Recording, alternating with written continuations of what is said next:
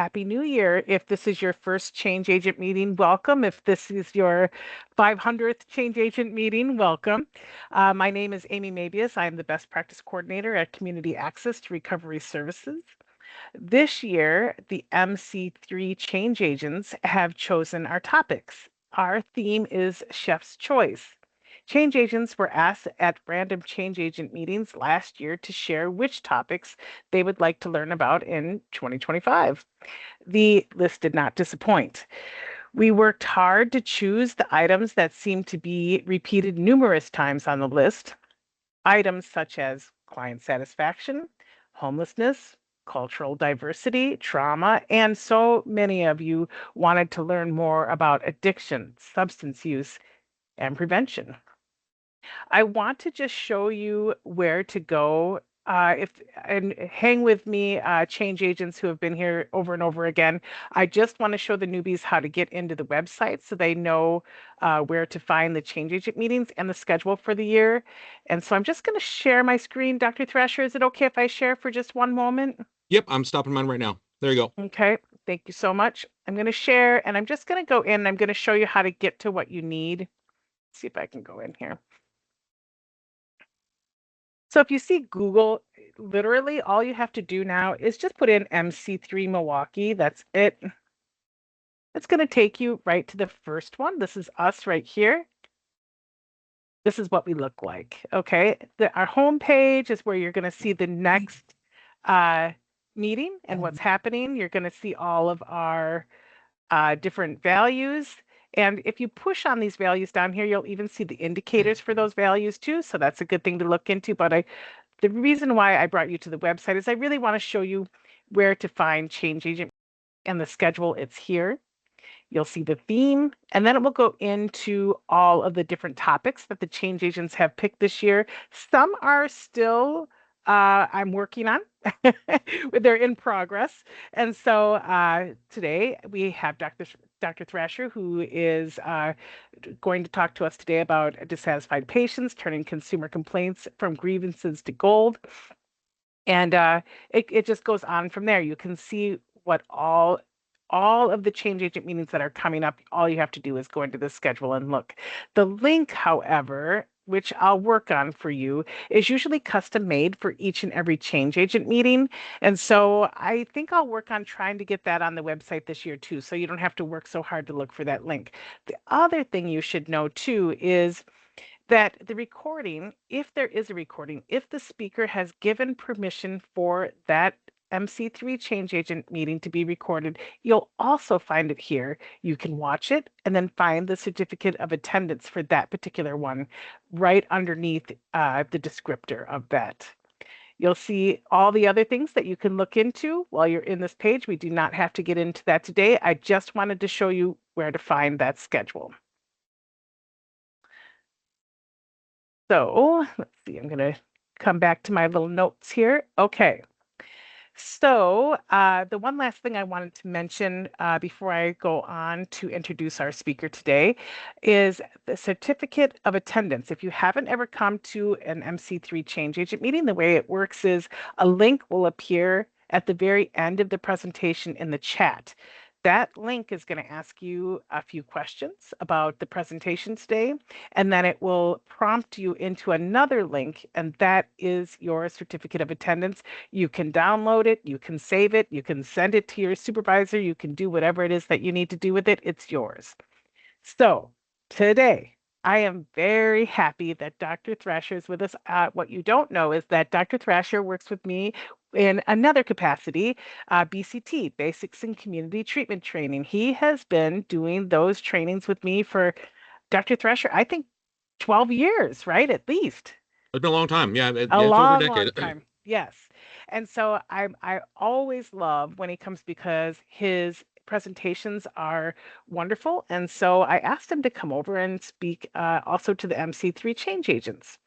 He is going to do two presentations for us this year. The first one is today, Dissatisfied Patients, Turning Consumer Complaints from Grievances into Gold. And I want to tell you a little bit more about him. Dr. Tony Thrasher is a board-certified psychiatrist employed as the medical director for the Milwaukee County Crisis Services. He received his psychiatric training from Washington University in St. Louis at Barnes Jewish Hospital, and he is a past president of the American Association for Emergency Psychiatry. He is a distinguished fellow of the American Psychiatric Association and currently serves as the immediate past president for both the Wisconsin Psychiatric Association and the Wisconsin Association of Osteopathic Physicians and Surgeons.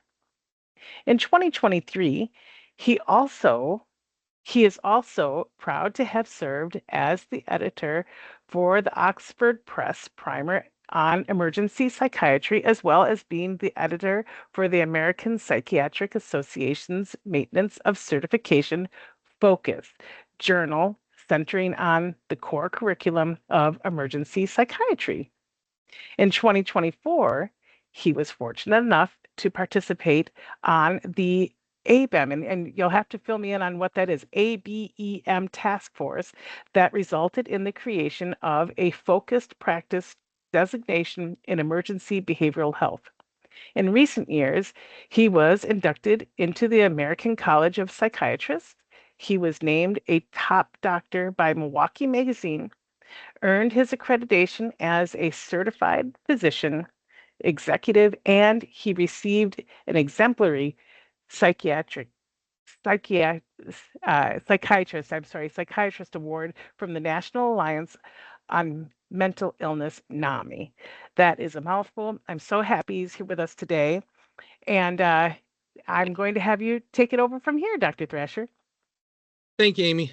Thank you for the invite. Thank you to everybody that's here. Now, this is my first MC3 meeting, either as an attendee or as a presenter. So that actual early kind of introduction was very helpful to me. So thank you for those of you that are already familiar with it and stayed patient while those of us that were new kind of got the repetitive info.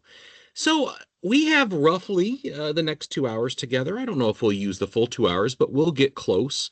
I have some slides I want to go over with you. I have some topics I want to talk about, but I do want to make it clear that this is not just me gabbing at you.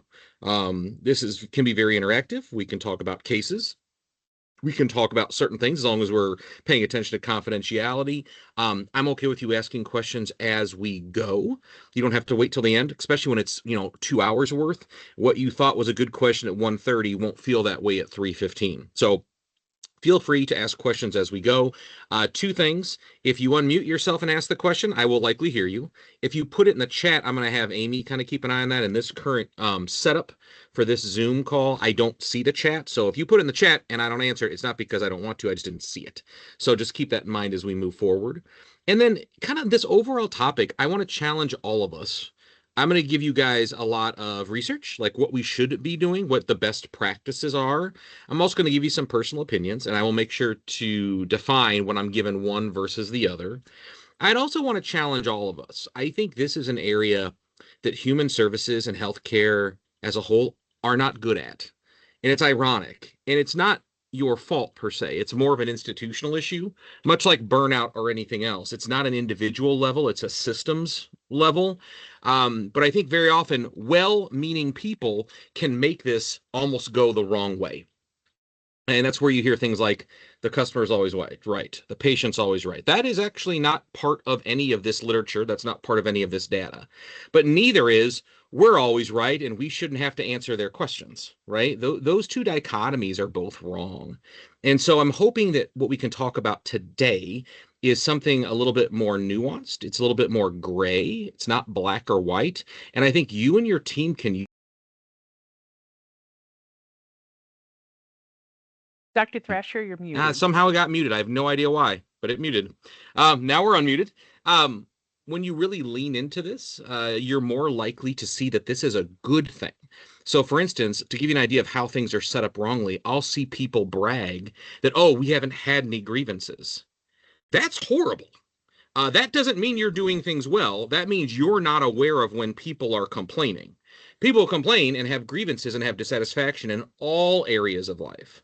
The fact that you're not hearing about them Doesn't mean they're not occurring. And vice versa, if you're having a high percentage of them, that may not mean that your quality is poor. It could mean that you have a very open system for letting grievances come to you. And I think with some of you, if you're in a leadership role, this becomes your responsibility, right? Is this type of care. And the hard part is that can then make something that you want to avoid or something you want to stay away from. And I'm going to argue over the next 90 minutes, this is something we should welcome. Now, before we get to the slides, one last thing about me. Probably the best way to understand why this is so interesting to me is most of my career has been focused on high acuity patients. So my services usually work with people that are not only the most affected, therefore the most likely to have the most complexities and the most concerns, but also we work with people often at their worst times, times when the pressure is the highest and the complicating factors are the highest. So therefore, most of the services that I've overseen or do oversee are more likely to get grievances just because of the pressure cooker that we kind of work in. So this has always been an interest to me. And I will tell you, over the past 4 to 5 years, I feel I have learned more in this area than I have in other parts of practicing mental health. So I hope to kind of, with that background, give you guys something to take home. But the big take home is we want to hear when people are upset. Why? I'm not going to tell you that just yet. It's coming. But trust me, there's good reasons for this. We should never feel guilty, or we should never feel good about saying nobody's complained. That doesn't mean people aren't complaining. That means you're not hearing them complain. And believe me, that is markedly more dangerous.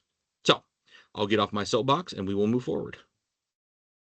This is my contact info. My email is there. It is a publicly discoverable email. So feel free at any time.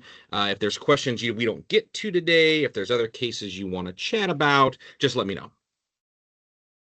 Because I'm a physician, I have to do what are called disclosures. That's basically letting you, the audience, know of things that may affect my voice.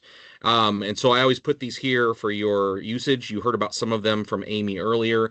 These are the groups that I work with and lead, and so therefore they affect my voice, but these are not compensated activities. These are volunteer activities. These are paid programs, some of which you already heard from Amy, where I have been compensated for some of these activities. But once again, they are not germane to today's discussion, but I still disclose them to you. Here's what we're going to talk about. It only looks like 3 things, but there's a lot to each of these 3 things. The first up is what the heck is service recovery? What does this mean? Secondly, we'll talk about grievances, how you collect them, what you do with them, what we should do, what we shouldn't do.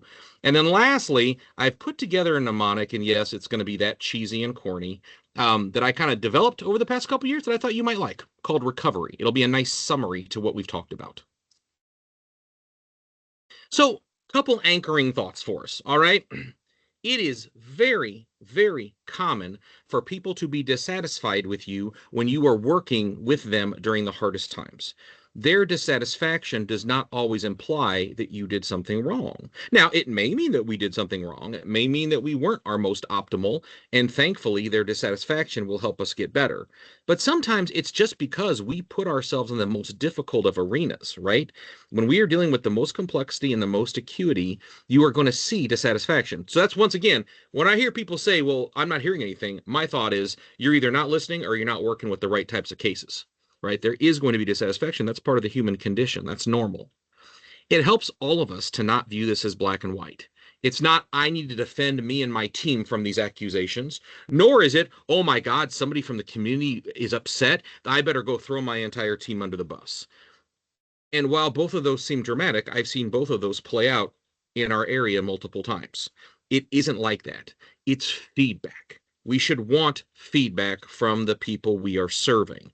We want to know, are you happy with it or are you not happy with it? If you're not happy with it, tell me why. I'm curious. I can't promise we had anything to do with that. I can't promise I can change it, but I sure as heck want to hear about it. That is what being a good servant is. Learning more about the people that you're serving and whether what we are giving them is what they are truly trying to find. It's trying to match up. It won't always match up, but we should always be asking. So this is moving beyond right versus wrong. For those of you on here that supervise or manage other people, that's always the biggest challenge. It took me a couple years to kind of find the right voice for that with teams that I oversee, is to let them see that these types of investigations and questions, and when I work up grievances, it's not because I think you did something wrong. I just want to better understand the customer's complaint.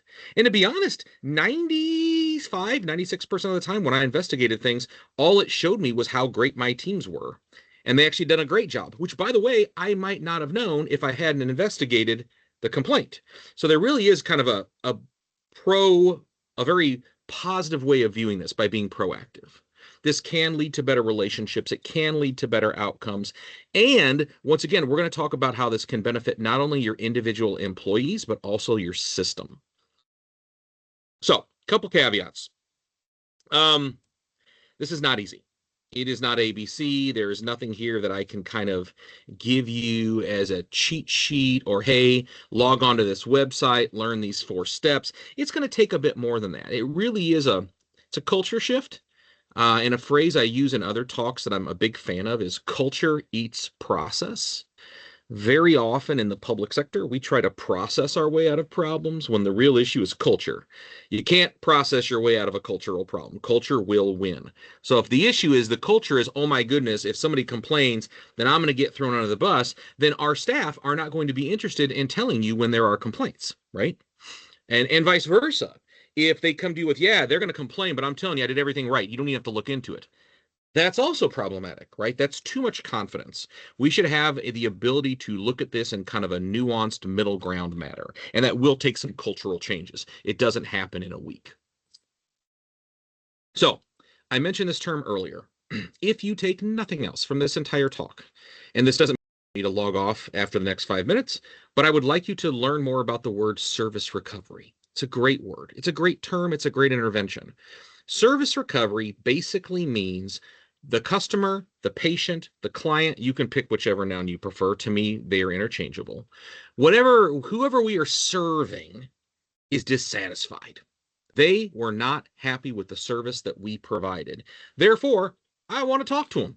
It doesn't mean I'm going to come out and say, I apologize, we suck, let me go punish my employees. That's not what I'm saying. Nor am I just going to do it just to save face and say that I'm going to listen intently and purposely and try to learn. This is the process of recovering from a poor customer service experience and regaining loyalty. We're going to talk a whole lot more about loyalty on the next slide. But what I want to kind of tease out is when the people that you serve trust you and they feel loyal, they are also more likely to put up with some of the dissatisfaction that was not your fault. It's just part of the world that we're living in.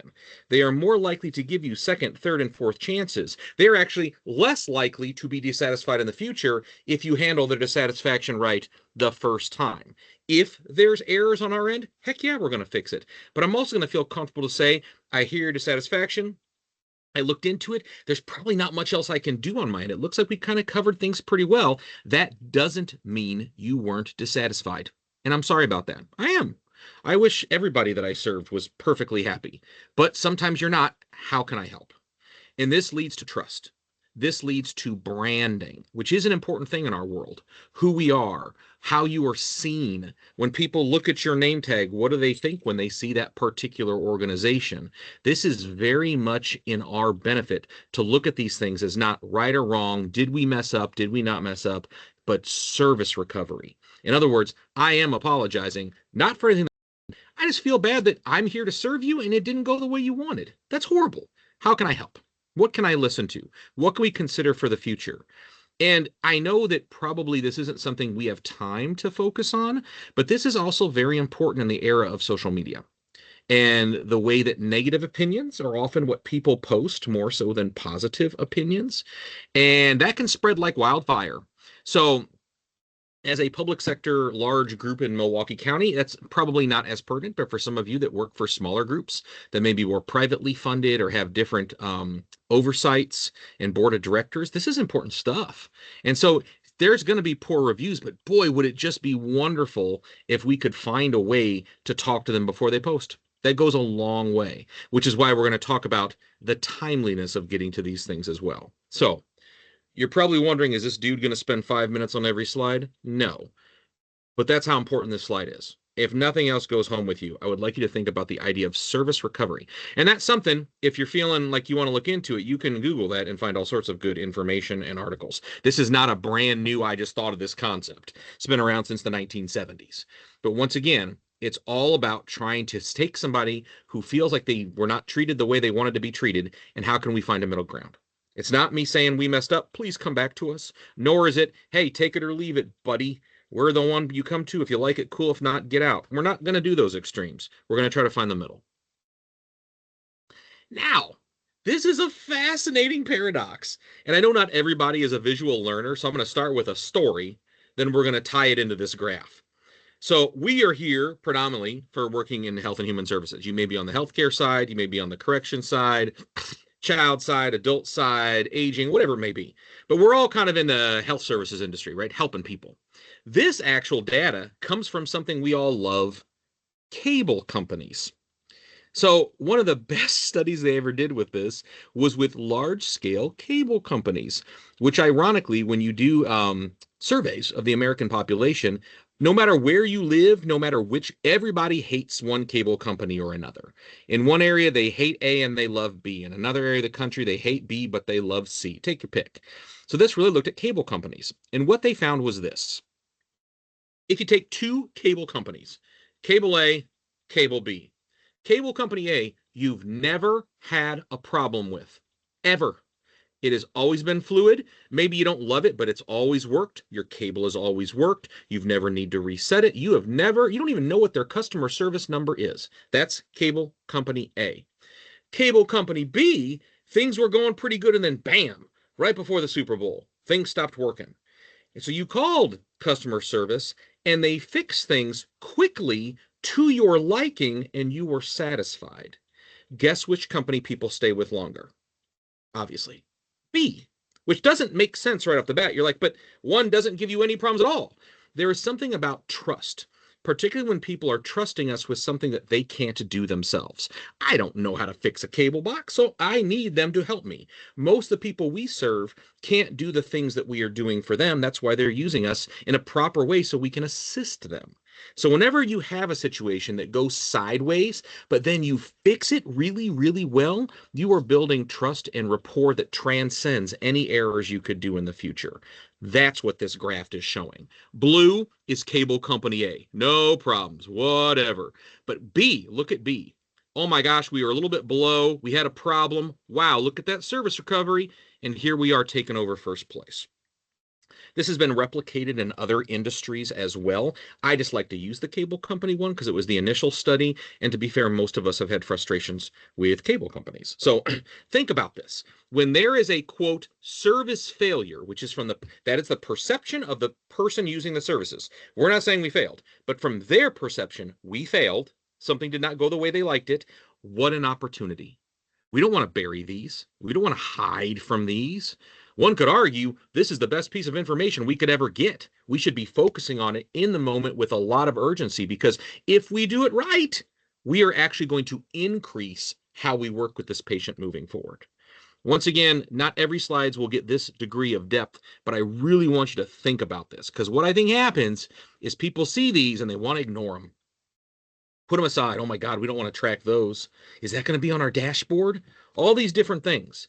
Whenever I see people and they're proud that their grievances have gone down, most of the QI people are sick of me raising my hand and saying, that's not a good thing.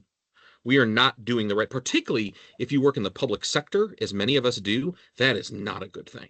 We are not in touch with our folks. It doesn't mean they ain't complaining. It means they're not complaining to us. And that's a problem because then we're not involved in fixing it. We're not involved in the message.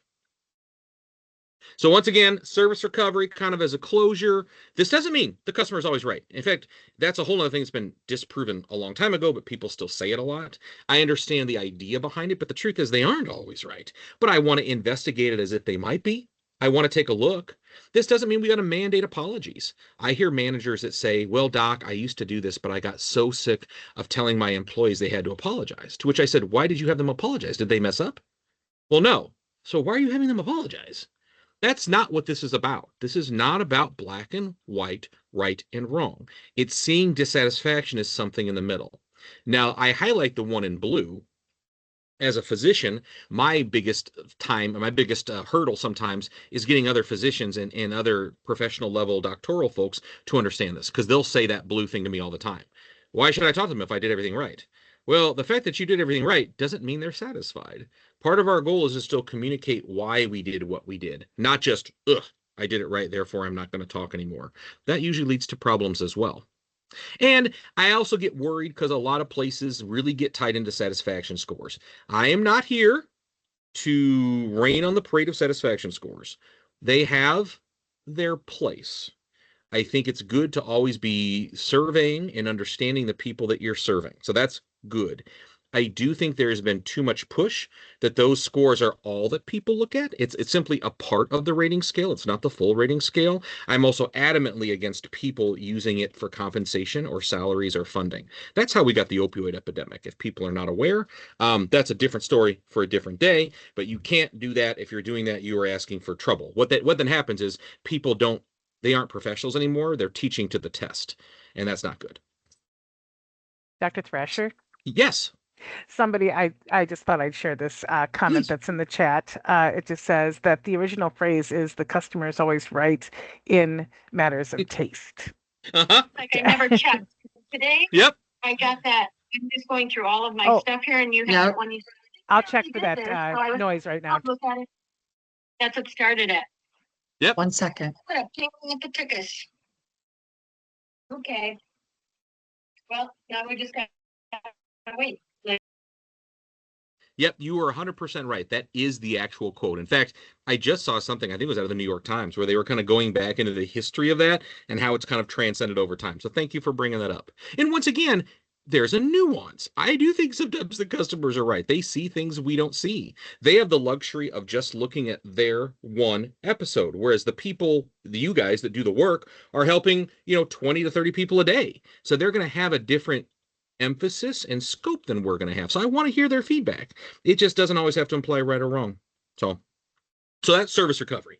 I promise you we will now move more expediently through other things, but I really wanted to anchor that because I think that's the cultural part. That's the cultural part. You want your staff to know, the people that you work with, I'm not doing this because I'm trying to find people to get in trouble. I'm doing this because I want to make sure that the good work that we're doing is also being seen and appreciated by the people that we're serving. And if it's not, then we should have a conversation, right? How could we maybe get closer? What are the number of cases we're okay with every year where we think we did well and they don't think that we did? There is going to be some like that, but hopefully it's not 25% of the cases, right? So you don't know that if you don't take each one seriously. So let's move on to the G word, grievances. Now, grievances are a bit more complicated because now we're getting into a formality, right? Depending upon your organization, some clients may just call up and be dissatisfied and you just talk to them on the phone real quick and it's all said and done. Maybe you handle it in person, right? There's the whole let me speak to your supervisor. That's another good one. But to be honest, supervisors that are on site, that's not a new thing for them. They should be aware of how to do service recovery in the moment. In fact, the sooner you do the service recovery, the better off you are. If you can do it in the first 24 hours, you're golden. If you're getting back to somebody 3 weeks later, my guess is they're either really pissed now, they've forgotten it, or they've already done all the damage they're going to do by spreading their concerns to other people. So either way, think about this more as the formal component of grievances. And every organization does it different. But I would challenge everybody to look at that process. It's an important process. It shouldn't just be, oh, it all goes to Tony or Amy takes all those. If it is just all one person, what is their process? How are they documenting this? I know for a lot of audits of large scale organizations, this is something that auditing groups want to see is what is your grievance process? What are your numbers? How are these resolved? It's not an uncommon way when you're conducting professional business is to log grievances. So if the answer is, oh, we've never had anybody grieve, well, I guarantee you the auditors are not going to believe that, and they're going to start digging even deeper.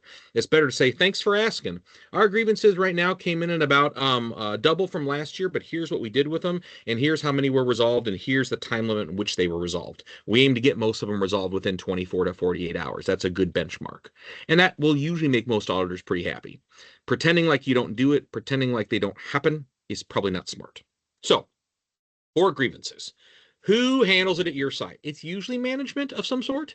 If you're a big enough organization, you might run into a complication I'm about to get into where you might have a patient rights component and you may have frontline leadership, and how they work together is very important too. So not just who oversees it, who documents. Very important to document. Who resolves them. Where is in some cases, this says physician, but in reality, just kind of cross it out and think of professional. Where is the professional leadership? What is the level of care that you provide? And is that level of care represented in your grievance process? This is something missing in a lot of businesses, is whether, let's say you're a group of entirely MSW level therapists, master social work, and your grievances group doesn't have an MS dub on it. That's a problem. You have to have somebody that is represented on the committee that knows the scope of work that is being done. Just make sure that's there too. And then the feedback loop. Once again, I think this is the part that actually most managerial people dread. They don't mind looking into it. They just don't want to call the angry person back. And I'll tell you what, I hear you. It's tough. Usually when I do these, if I think it's going to take 10 minutes, I allocate 25. If I think it's going to be 25, I allocate 45. They usually go longer than I think, and that's not a bad thing.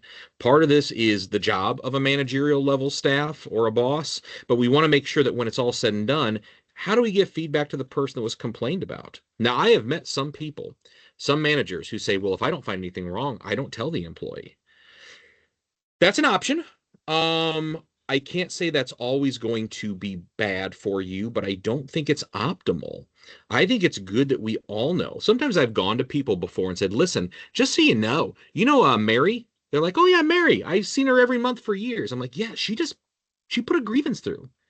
And the person's like, really? I've been her caseworker for all these years. I didn't know she had any trouble with me. Sometimes the grievance process allows the people that we employ and the people they care for to better match, to better understand what's going on. If we hide it from our employees, that's not always a good thing either. I think it's good to say, listen, all is well. I think you did great, but she was pretty dissatisfied on this last thing. Now, it is different sometimes in some organizations. If you declare this to be a confidential process, that's fine. I'm not so sure that's always best for your employees, but you do have the right as a private organization to do that.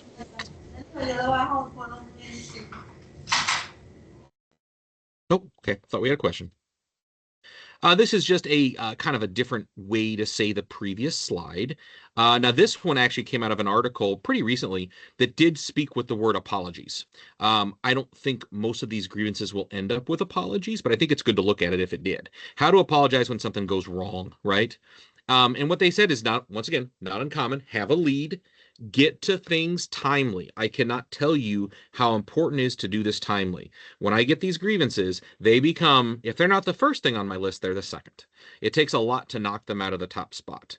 Because I think what happens is because we are uncomfortable with it and we are not looking forward to it, you subconsciously delay it. And you hope the person will calm down. Probably all you're doing is making them angrier. In fact, I can tell you, I've had many people where the situation has happened on, say, a Tuesday. I get a hold of them by Wednesday, and immediately the person is apologizing to me. And they'll say, oh, I'm really sorry. I was having a bad day. I took it out on my caseworker. I don't know. And I said, hey, I hear you, but since I've got you here, let's talk about it. What's going on? The very fact that we care enough to reach out to people when they are dissatisfied carries a lot of social cachet for you. You are already leading the race, so to speak. Choosing not to and choosing to ignore people can take feelings that otherwise would have gone away in a day and turn into something that they ruminate on and that they think about and they obsess on. And all of a sudden, guess what? It's worse than it actually is, which this happens to us in our real life, right? You start to let things go on for a while and somebody's like, why are you so mad at them? You're like, I actually don't remember what started it, but now I'm really pissed. I just know that. That happens to us. That happens to the people we serve as well. So get to things timely. Number 3, this is an institutional thing. Do not overpromise or underdeliver. This goes back to the customer's always right. We'll definitely make it good. I never say things like that. I'm going to say I'm going to do my best to make sure that you are satisfied with the service that we provide, but I can't guarantee either of those particular domains. And once again, as much as sometimes people want to make it, you messed up, they messed up, they'll often say, tell me what you're going to do to that staff. And I say, well, I would never do that. Even if I was doing something or if I wasn't doing something, that's a confidential issue between me and my employee. But I can tell you that I've investigated this greatly and I've got some thoughts I'd like to talk over with you because it bothers me that you were dissatisfied with the service. See, I'm not saying we're right and I'm not saying we're wrong, but I serve you. You came to us for a service. You were not pleased. I'd like to talk to you about it and see where that goes. Keep it open-ended. Try to keep it out of the black and whites. And then, as I mentioned, feedback to staff, in my opinion, that's where you go from an A to an A+. Now, systems things here. This is where things get kind of tricky, right? I don't know if you've noticed, but we live in kind of an angry world right now. There is a lot of discontent, probably more polarization now than any time before the 1840s, 1850s. And I'm not pretending I've got the answers today for you, but I think since we're talking about patient dissatisfaction and maybe patient dissatisfaction within healthcare and human services, this is something worth considering on a larger scale. So why are folks so unhappy? Well, there are things we cannot control. Despite all of you being awesome at your jobs, there are many things that the people that we care for have to deal with in their lives, social determinants and other components that while we can assist on, we can't fully get rid of. So you are always kind of stuck in this part, which is when we start thinking, do I need to refer? Do I need some degree of consultation or assistance? And sometimes, if you've ever heard me speak before, I like to use this phrase a lot. Can we bear witness to their suffering?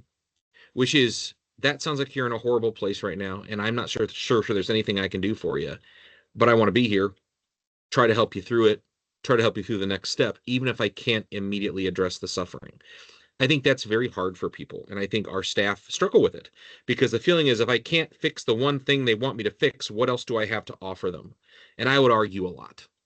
Humanity and respect is in short supply in our world, and the more that you can offer it and mean it from a place inside of you, I think it goes a long way. Now, what can we control? Because this stuff it's out there. It is what it is, and we're going to work around it as best as we can. Part two, there could be a role that we either individually or systems-based could get better at. Is it our performance? Is it our system? Is it our services? I should have bolded the third one. I think the biggest problem that we get into personally, as well as organizations all across the country, is with messaging. Messaging is often what I call a short-term win that can lead to long-term losses. In today's day and age of, electronic consummation of media, how things get posted, how things get read, it's unfortunately very attractive to get short-term wins, headlines that carry a lot of weight. The hard part is people listen to that messaging. So if you're putting out messaging that looks good on paper, at one point, and we can kind of run with this and it makes for good t-shirts and headlines, if you cannot fully commit to it, it's going to be a long-term loss. So be very careful with the messages. And I fully acknowledge that's a complex thing to control, particularly if you're in a larger organization with multiple tiers. But I do find that in most grievances, and this goes not just for medicine, this goes across the board, grievances in most industries are due to misunderstandings, communication misunderstandings. In other words, I heard your message and thought I would get prime rib. And I tell them, but you came to me at a Burger King. We don't have prime rib at the Burger King. But they were told that we would. Those types of misunderstandings and message problems often lead to a lot of complications. So that's something we can work on. We can own that part. Doesn't have to be learned helplessness here. What can we learn from? Now, when you're doing grievances, you're going to run into a couple different types of grievances. And so I'm just going to give you an idea here. You don't have to keep data on them like this. I think it's interesting, but you don't probably have to. It'd be more for your own internal perspective. Sometimes you get the number one. Just concerned, not real an issue. The person's not all that mad. They're just like, I wish it would have gone a different way. You probably spend 2 minutes on the phone with them, if that. Honestly, most of number ones can actually be fixed in the moment, like by a manager on site. You can do service recovery, and it never even makes it to whoever the boss or the oversight is. Number two, minor adjustments, which once again feels like it takes a lot of time, but that small fix can have a large benefit.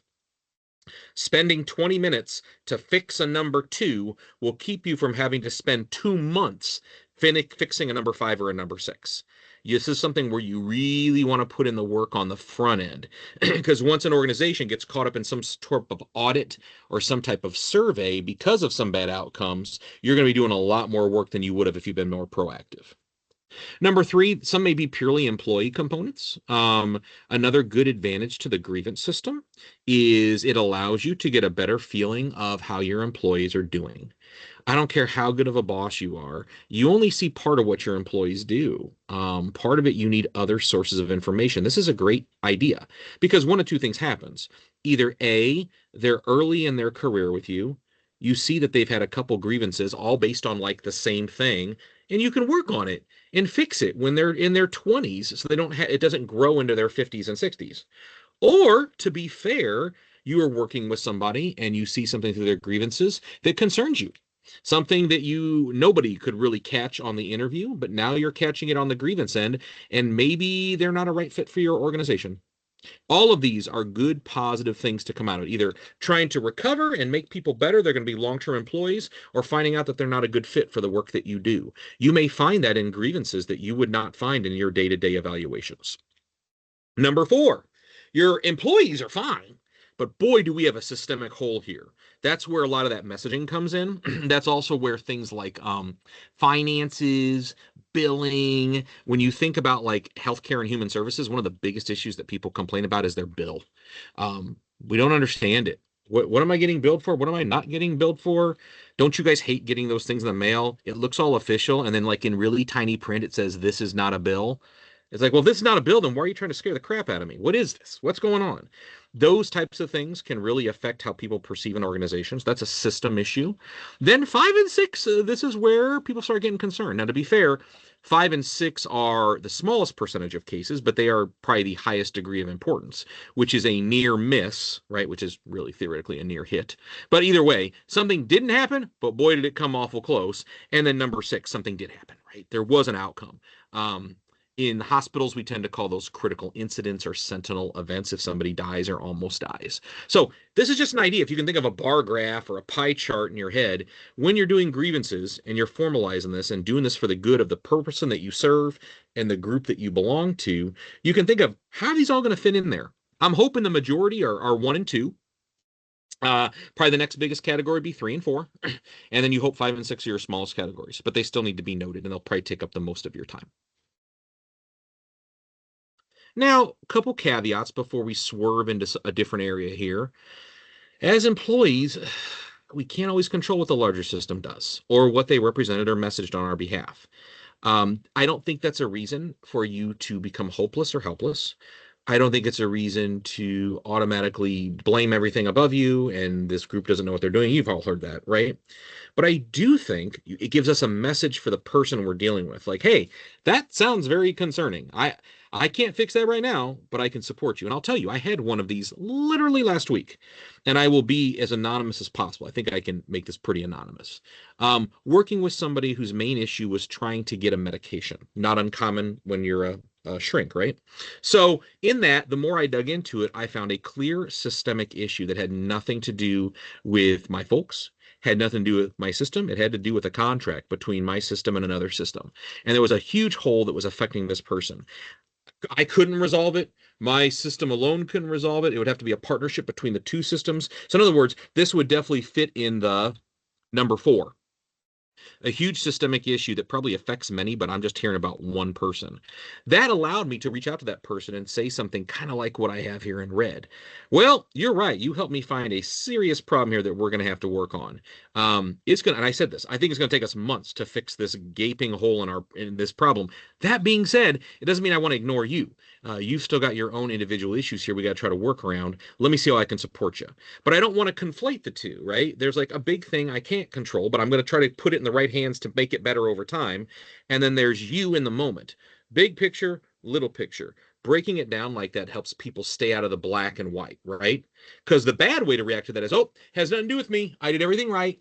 I can't help it if that contract's bad. Well, that's not going to help you. And that's not going to help the person we're caring for. There is a nuance here. Caveat 2. And this is where you guys can all lean back, put your feet up on your sofa because it's about to get shrinky. Having guilt is okay. Feeling guilty is normal. Having guilt affects you to such a point where it's affecting all aspects of your life is more problematic.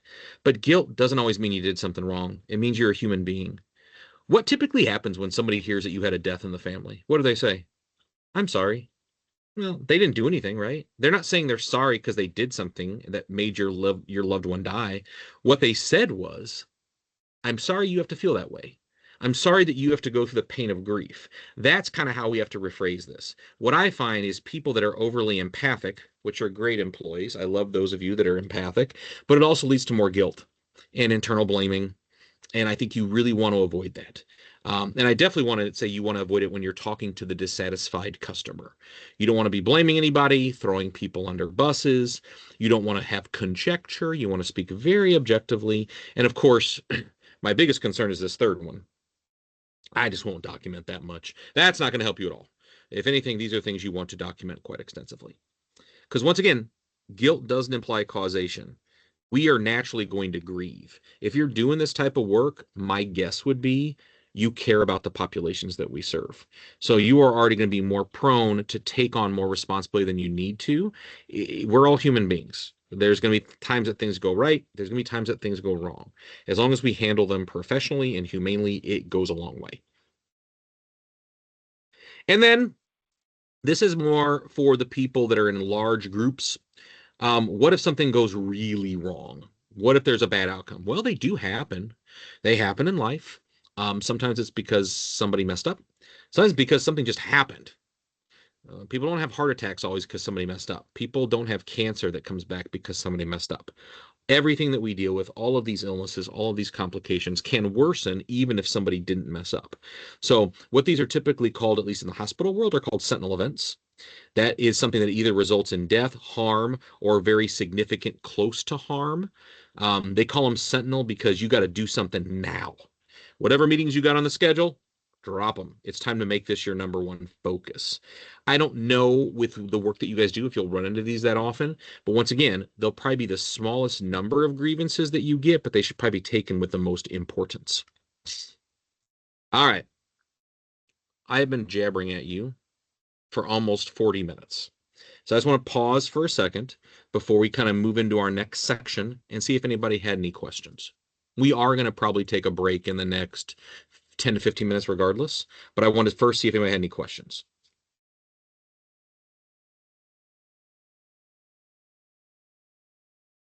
All right, let's keep rolling then. Now, most of the things you guys deal with are not going to be sentinel events, thankfully. Unless you do a lot of hospital work, you won't see as many of these. But just think of all the different people that could have dissatisfaction, right? I think we think of the patients or the clients, but how about their families? I'd probably say I've gotten more in my career concerns from family members of patients than from patients themselves. Agencies. So those of you that work with agencies, you may complain on behalf of a patient that you feel has not been served well, right? Watchdog organizations. The big watchdog organization around us is called Disability Rights Wisconsin, or DRW. That is a statutorily state-required organization that has been tasked with overseeing care. Now, the real loophole here is they only evaluate care for state facilities or county facilities, which unfortunately is not where most of our patients are. They don't go into the private world. But either way, it's still good to have them out there. Advocacy groups like NAMI may say something. Or how about your partners, right? That's another really good one to think about as a grievance. What if there's somebody that you work with all the time? What if there's somebody that you refer to all the time and they're not happy? You may want to dig into that too, right? To be on the safe side. Once again, grievances can be gold.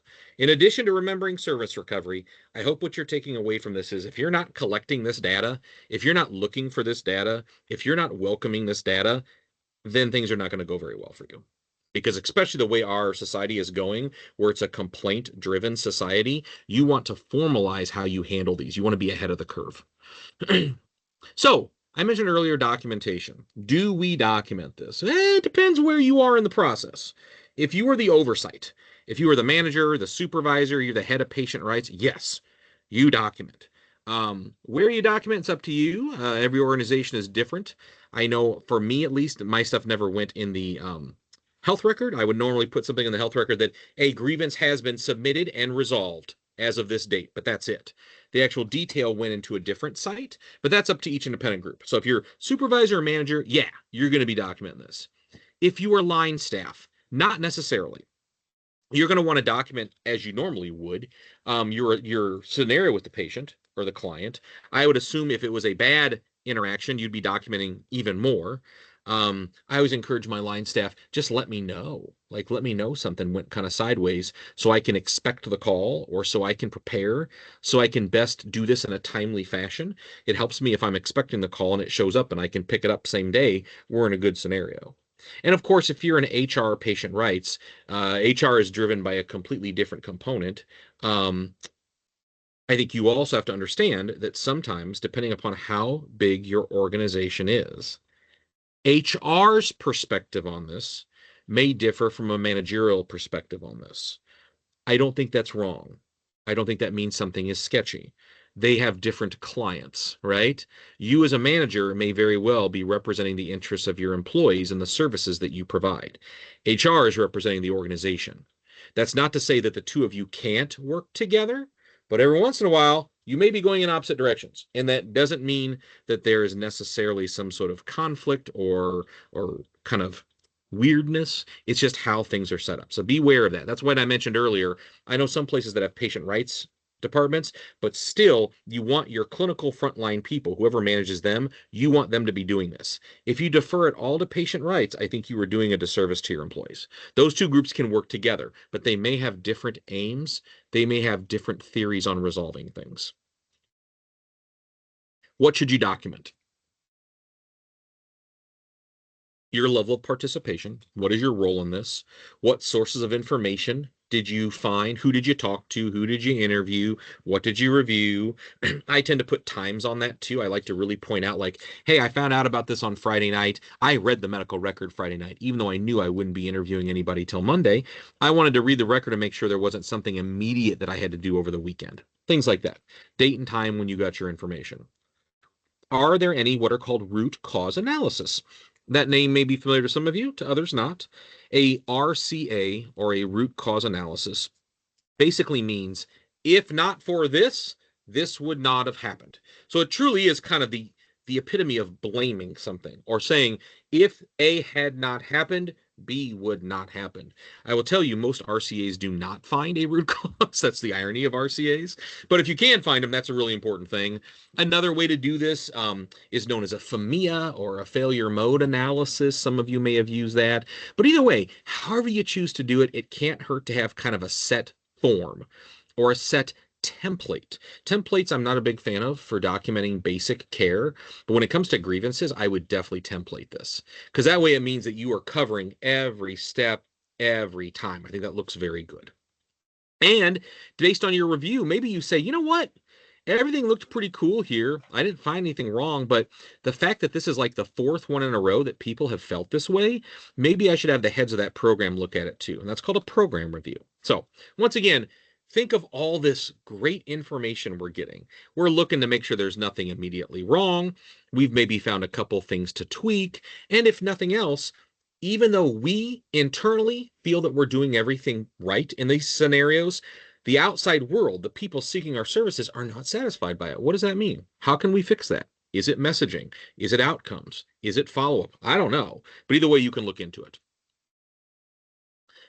I'm speaking more to the line staff here. Avoid, I don't do that. My bosses do that. Participate as much as you can. Please participate with interviews. I will say once again, there may be some component of this that is different depending upon who you work for. I'm speaking as a public sector employee. Most public sector employees can feel very comfortable participating in these interviews. Public sector employees have extensive human resources protections.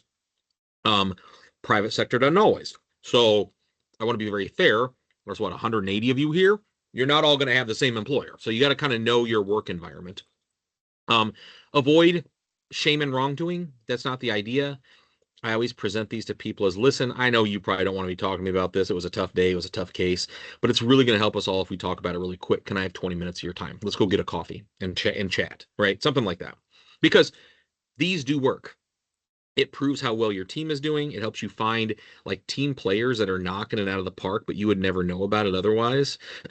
Pick up on some pieces that need fixing, give feedback. I will also say, as someone who has been in a leadership role for a long time, I think this really endears you to your staff. I think they understand that you truly are looking out for them, but it doesn't mean that you're going to give them a pass. We are going to make sure that everybody's functioning at a high level. And I think that's what leaders need to do is, once again, we shouldn't be either, oh, it's always my employee's fault, I'll work on getting them fired, or I'll put them on a PIP. And it shouldn't also be, oh, my staff are always right. The truth, at least in my experience, is it's always somewhere in the middle. So the more we do this, we do it well, we do it regularly, I think you're going to be happy with the outcomes. Once again, there's a lot of messaging on why this works. I didn't want to bore you with tons of studies. I've already mixed in 8 or 10. A lot of studies support this. It helps systemic improvement. It helps our patients feel closer to us and more rapport based. And I haven't added this yet, but this is one of my favorite things to use. It helps our staff know when to let go. I have seen so many caring staff that have been on the phone with a dissatisfied customer for an hour, to which I say, you have been on the phone with them 58 minutes too long, right? I do not expect line staff to put away the rest of their day trying to turn dissatisfaction into satisfaction. That's my job. So I remind them, if you're having a rough time and you've given it your best shot and it's clearly not going to change, say, I'm so sorry that you're still upset about this. That matters to us. I'm going to give you Dr. Thrasher's phone number. Please call him immediately and he will meet with you at a separate time, or whatever language you want to use. But we, in the managerial world, can help take the pressure off our line staff, who sometimes feel like they have to bend over backwards, become less efficient, and take away from other clients' time to deal with the dissatisfied customers. That is not their job. Their job is to give it their best shot. I'd like it if they gave it 5 to 10 minutes of service recovery, but an hour? No, no, no. That's my problem. Pass it on to me and let them disengage from certain tough scenarios. We do this a lot. I'm sure we have some mobile team people on here. That's a big deal in our community. We're always trying to move from place to place, get to the next consumer who needs our help. And if we're staying at one spot for 3 hours because they're upset, then I'm not doing my job in the managerial world. So, a couple take-home points, then we're going to take this is a perfect place for a break. Before we move into kind of what comes next. You gain a lot of data from this that you would not normally get, which is, again, it drives me crazy when I hear somebody don't have any grievances. I'm like, well, then you don't know what's going on in your organization. That's not good. You shouldn't be proud of that. That means there's important data points that you are not seeing. You think you know how you're being seen by the outside. I would argue you don't know how you're being seen by outside people unless you are following the grievance process. This is not a punishment. It is a useful tool. I would argue it's a tool of successful organizations. Systems who pride themselves on this, or they're out of touch. I'm sorry. And once again, I've said number 4 3 or 4 times. Not hearing from them doesn't mean things are good. It just means they're not talking to you. That's not good either. It's kind of why you'll notice one of the first places that really got into service recovery when the internet really took off in the early 2000s was restaurants. Because restaurants knew about Yelp. They could see what was coming. And they're like, if we don't get in front of this message, we are going to get killed out in the world of public opinion. So once again, there is a component of this that is marketing. There is a component of this as business, but none of that is a bad thing. We are trying to do what's best for the people that we serve. And if we don't pay attention to this stuff in the dissatisfaction, we're not going to do a good job for the people that we serve. All right. This is a perfect place to pause. I have 2 o'clock on the dot. Could not have planned that any better.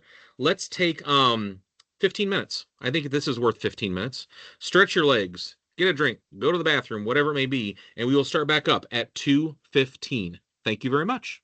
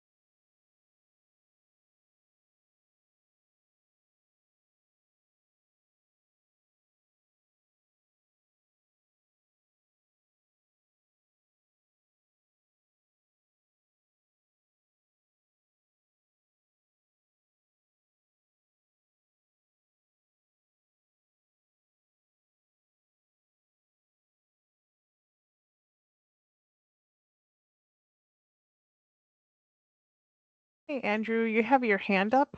Is that just a glitch or do you have a question?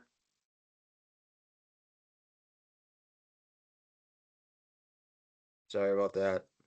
That's okay. Just checking on you. Okay.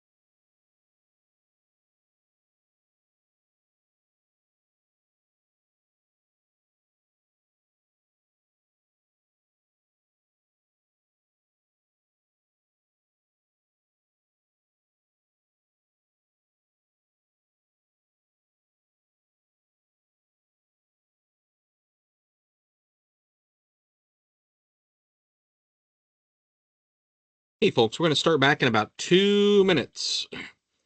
2 minutes. If you were somewhere nearby your computer, camera, etc., we'll start back in 2 minutes.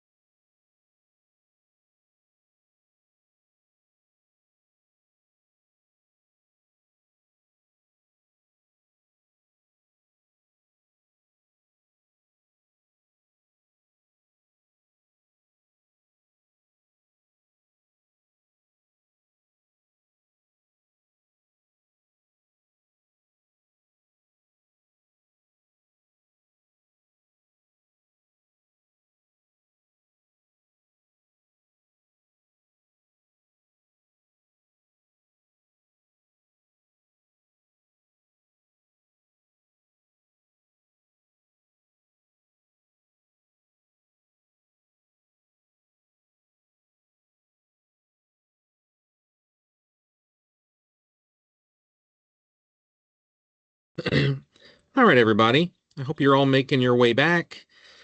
Amy, anything in the chat I need to respond to?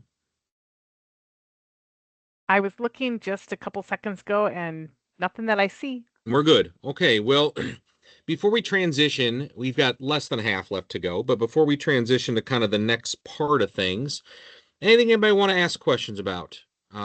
Anything people want clarification on, or just some comments you want to offer from your neck of the woods? Anything at all?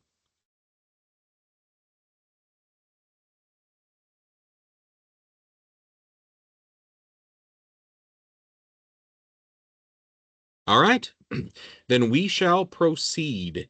Dr. So, Thrasher, yes. just somebody telling you that you're doing a great job. Oh, thanks for the kind feedback.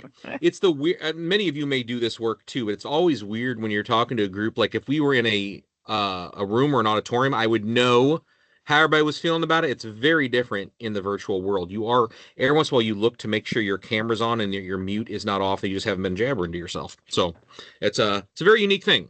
So let's move on to our next part. All right. So quick recap. We have covered some basic ideas on, yeah, there's dissatisfied people that we serve. We're going to look at it in a very non-black and white fashion. Say the press back in and all that. Like click here when I code down. All right, we got that muted. Rock and roll. That includes things such as a formal grievance process. That involves teaching our teams the idea of service recovery, which is something we can do at the line staff level. We can also do at the managerial level, and it's good for everybody.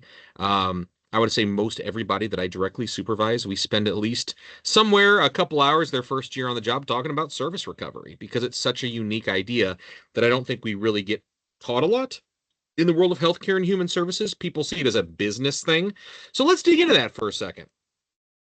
First up, I'm guessing most of you are here because you like what you do when working with people, frontline, right? That's part of our gig. If you don't like people, you might be in the wrong job. So I wanted to look at some other jobs where people work with people at the front line. And I think sometimes we dismiss that, at least in the healthcare world. We're like, oh my gosh, we don't want to be like a business. Well, but what if these businesses are kicking our butt? what if they're doing better than we are? That's not a good thing either. People should not feel worse about the hospital than they feel about going to an office building. And yet I think that is kind of where we are every now and then. So let's look at some of these other worlds that have conquered this dissatisfied patients and see if we have anything to learn. Here we go. So I obviously, if you were looking at that picture, kind of gave it away. I looked at something with the hospitality industry. Now, first off, I am not suggesting we should become like the hospitality industry. The hospitality industry actually does somewhat accept they're always right, do whatever you need to make them happy. I'm not suggesting we do that. I actually have several close family members that have a career in the hospitality industry, so I get to see things from their point of view. But I do think there are things that we can learn. I always remind people that the very word hospital came from the root hospice, which is all about a host and a guest relationship, something which I think we may have gotten away from over the past 300 to 400 years. So how can we focus on teamwork and culture and look at some of these other industries and see what they have done? In other words, we don't want to feel like we are institutionals, right? We don't want to just be this kind of like bland, sterile, non-feeling, you come here, we assign you a number and we do our job. No, we want there to be some caring and some empathy there. And it involves teaching more than just the science. You're teaching the art as well. So this article had some great feedback. And once again, you're going to see a couple things here that say physician. That's common because this article is from an article about healthcare, but you could really apply this to any professional whatsoever. Great experience is driven by great culture. To quote the great philosopher Homer Simpson, duh, right?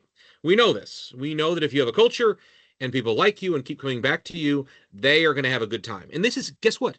This is even when you mess up.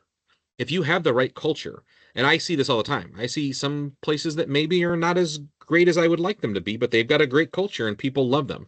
And vice versa. I see people that are technically brilliant. They are doing everything right. However, the people they serve don't like them. They don't like them. They're not friendly. They're not warm. And so therefore, they are perceived as not being as efficient at their job, even though they're really, really good. So a lot of times in healthcare organizations, this gets lost. This gets caught up in a hierarchy, which leads to disempowerment. So what they suggest for all professionals, for all members of teams, personal accountability, empowering others, using gratitude and personal wellness. Now, you're all allowed to kind of gag right there and say, wow, that is really cheesy. And that is very much a after school special type of thing.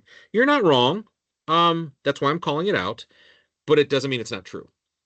Something can be cheesy and feel corny and still be 100% accurate. And that's what this is. I can't make it less corny, but I'm also not going to share it because it does work. This is a similar article, came out of a different but related journal, that talked about the fact that healthcare in particular, or health and human services, we aren't very good at hospitality. Now, here's what's really fascinating in today's world. Neither did hotels and other hospitality areas weren't that great until there was competition. So for those of you that are kind of watching articles or watching the news feed, there has never been more competition within healthcare. There's massive monopolies. Private systems are buying up private systems, which are buying up private systems. There's no such thing as a small healthcare system. People still tell me, oh, Aurora, that's a no, it's not Wisconsin. Not at all. It's actually owned by a Chicago-based healthcare system, and both of them are owned by a North Carolina-based healthcare system. So these things are getting bigger and bigger and bigger. Competition increases. What can we do with it? Well, this article looked at 5 different settings.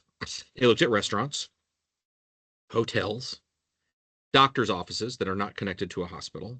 They looked at walk-in clinics, which were connected to hospitals, and hospitals. Guess which 3 got the lowest score? And if you're not sure, I put them in red for you. We lost by a lot. Hotels, and even in this particular case, restaurants. From a hospitality, from a consumer perspective, people felt better and more appreciated going to Applebee's than to getting treatment for their health care. And that's concerning on many levels. So what were the things that most people were upset about? Now, here's a slide. Let's spend some time on this because this is another one I'm going to pause a bit. We're going to do this like the service recovery slide. It deserves that amount of time because I have been talking to you about dissatisfied patients. I didn't go into a lot of detail on dissatisfied about what, right? They're not all the same. Some patients may say, yeah, the caseworker did everything right. I just didn't like the way they talked to me. Now that's interesting, right? They right off the bat are saying, I am not dissatisfied with the quality of the service. I'm dissatisfied with how it was delivered. And that is a different world, right? Or vice versa. They may say, hey, I really love my home health nurse. She's so sweet, but I don't feel like she's doing a very good job. for my father or my mother who she's doing the home health for. Doesn't mean I don't like them. So now they're not worried about how it's being delivered. They're worrying about the quality. All of these things matter. We can't just say they're dissatisfied and consider that we automatically know what they're thinking. That's why we got to talk to these people to see what they're dissatisfied about. So deficit drivers, these were the big 5 things. I already mentioned number 1 a while ago. Confusing bills. Now, that probably, I scanned your names during the break. This does not directly apply to most of you. However, it does affect you. The organizations that employ us, the organizations that pay us to do our work, if they have confusing financial structures, it does lead to dissatisfaction amongst people.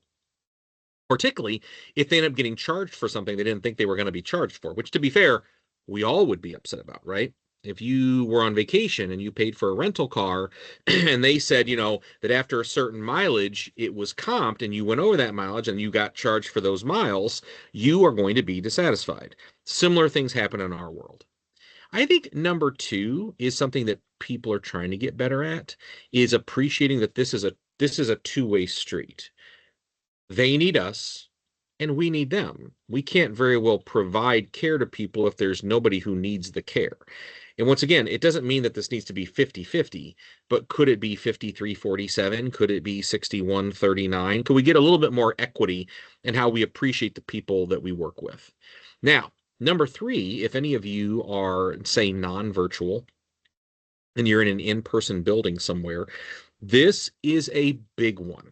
So I mentioned to you earlier that I've, probably done hundreds of grievances over the years, and I have found more often than not, the person they're mad at is not the person who pissed them off. It's usually somebody further upstream. Things went off the rails earlier on. So you have literature on this with ambulances, where usually the person got mad at the dispatcher and they took it out on the ambulance that showed up. For clinics, your front desk person, whatever you call them, administration, secretarial, front desk, patient rights, whoever you call the person that greets people when they walk in the door, that is a very important person in your system. They are the ones that will set the tone. They are the ones that make things better or worse, right? They don't always have to make it better, but please don't make it worse. I've had that happen where I've had people come back to an office and they're obviously in a bad mood, and I just got here, so I don't know what I did. And I find out later they were waiting for 15 minutes and had a bad interaction with people out front.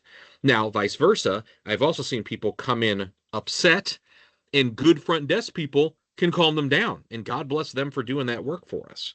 But either way, pay attention to that initial contact. We don't always think about that, right?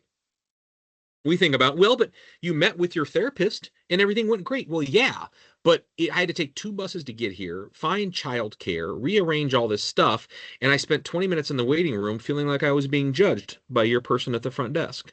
That's going to lead to dissatisfaction, no matter how good the therapy was. The whole thing matters. The whole episode, not just the time we are with them, but the time our other team members. For those of you in the healthcare world, this happens all the time at pharmacies. Their visit with you was fine. They loved everything you did. Somewhere a prescription showed up, and when they went to the pharmacy, they were dissatisfied. Sometimes people lump us all into one big thing, even though we're different pieces. Number 4, if you don't have clients that you serve that are pissed off about not being able to make an appointment, I challenge you this. You go be a secret shopper and try to make an appointment in today's milieu. It'll blow you away. It will blow you away at how long you have to wait, or how many people aren't taking folks, or how many insurances don't cover certain things. That topic is a whole nother conversation that is worth 2.5 hours. We're not going to do it today, but just be aware that people get ticked off about that. Even if you're there and you're seeing them as soon as you can and you're giving them your all, but if it took them 4 months to see you, they're still going to be ticked, and that may roll over to you, even though you yourself had nothing to do with it. And then lastly, the other thing that sometimes people are dissatisfied about is they didn't have their dissatisfaction paid attention to. Right? Let me say that again. They weren't mad, they were dissatisfied. But because you didn't handle their dissatisfaction, now they're mad. That is a self-inflicted wound. We don't have to have number 5.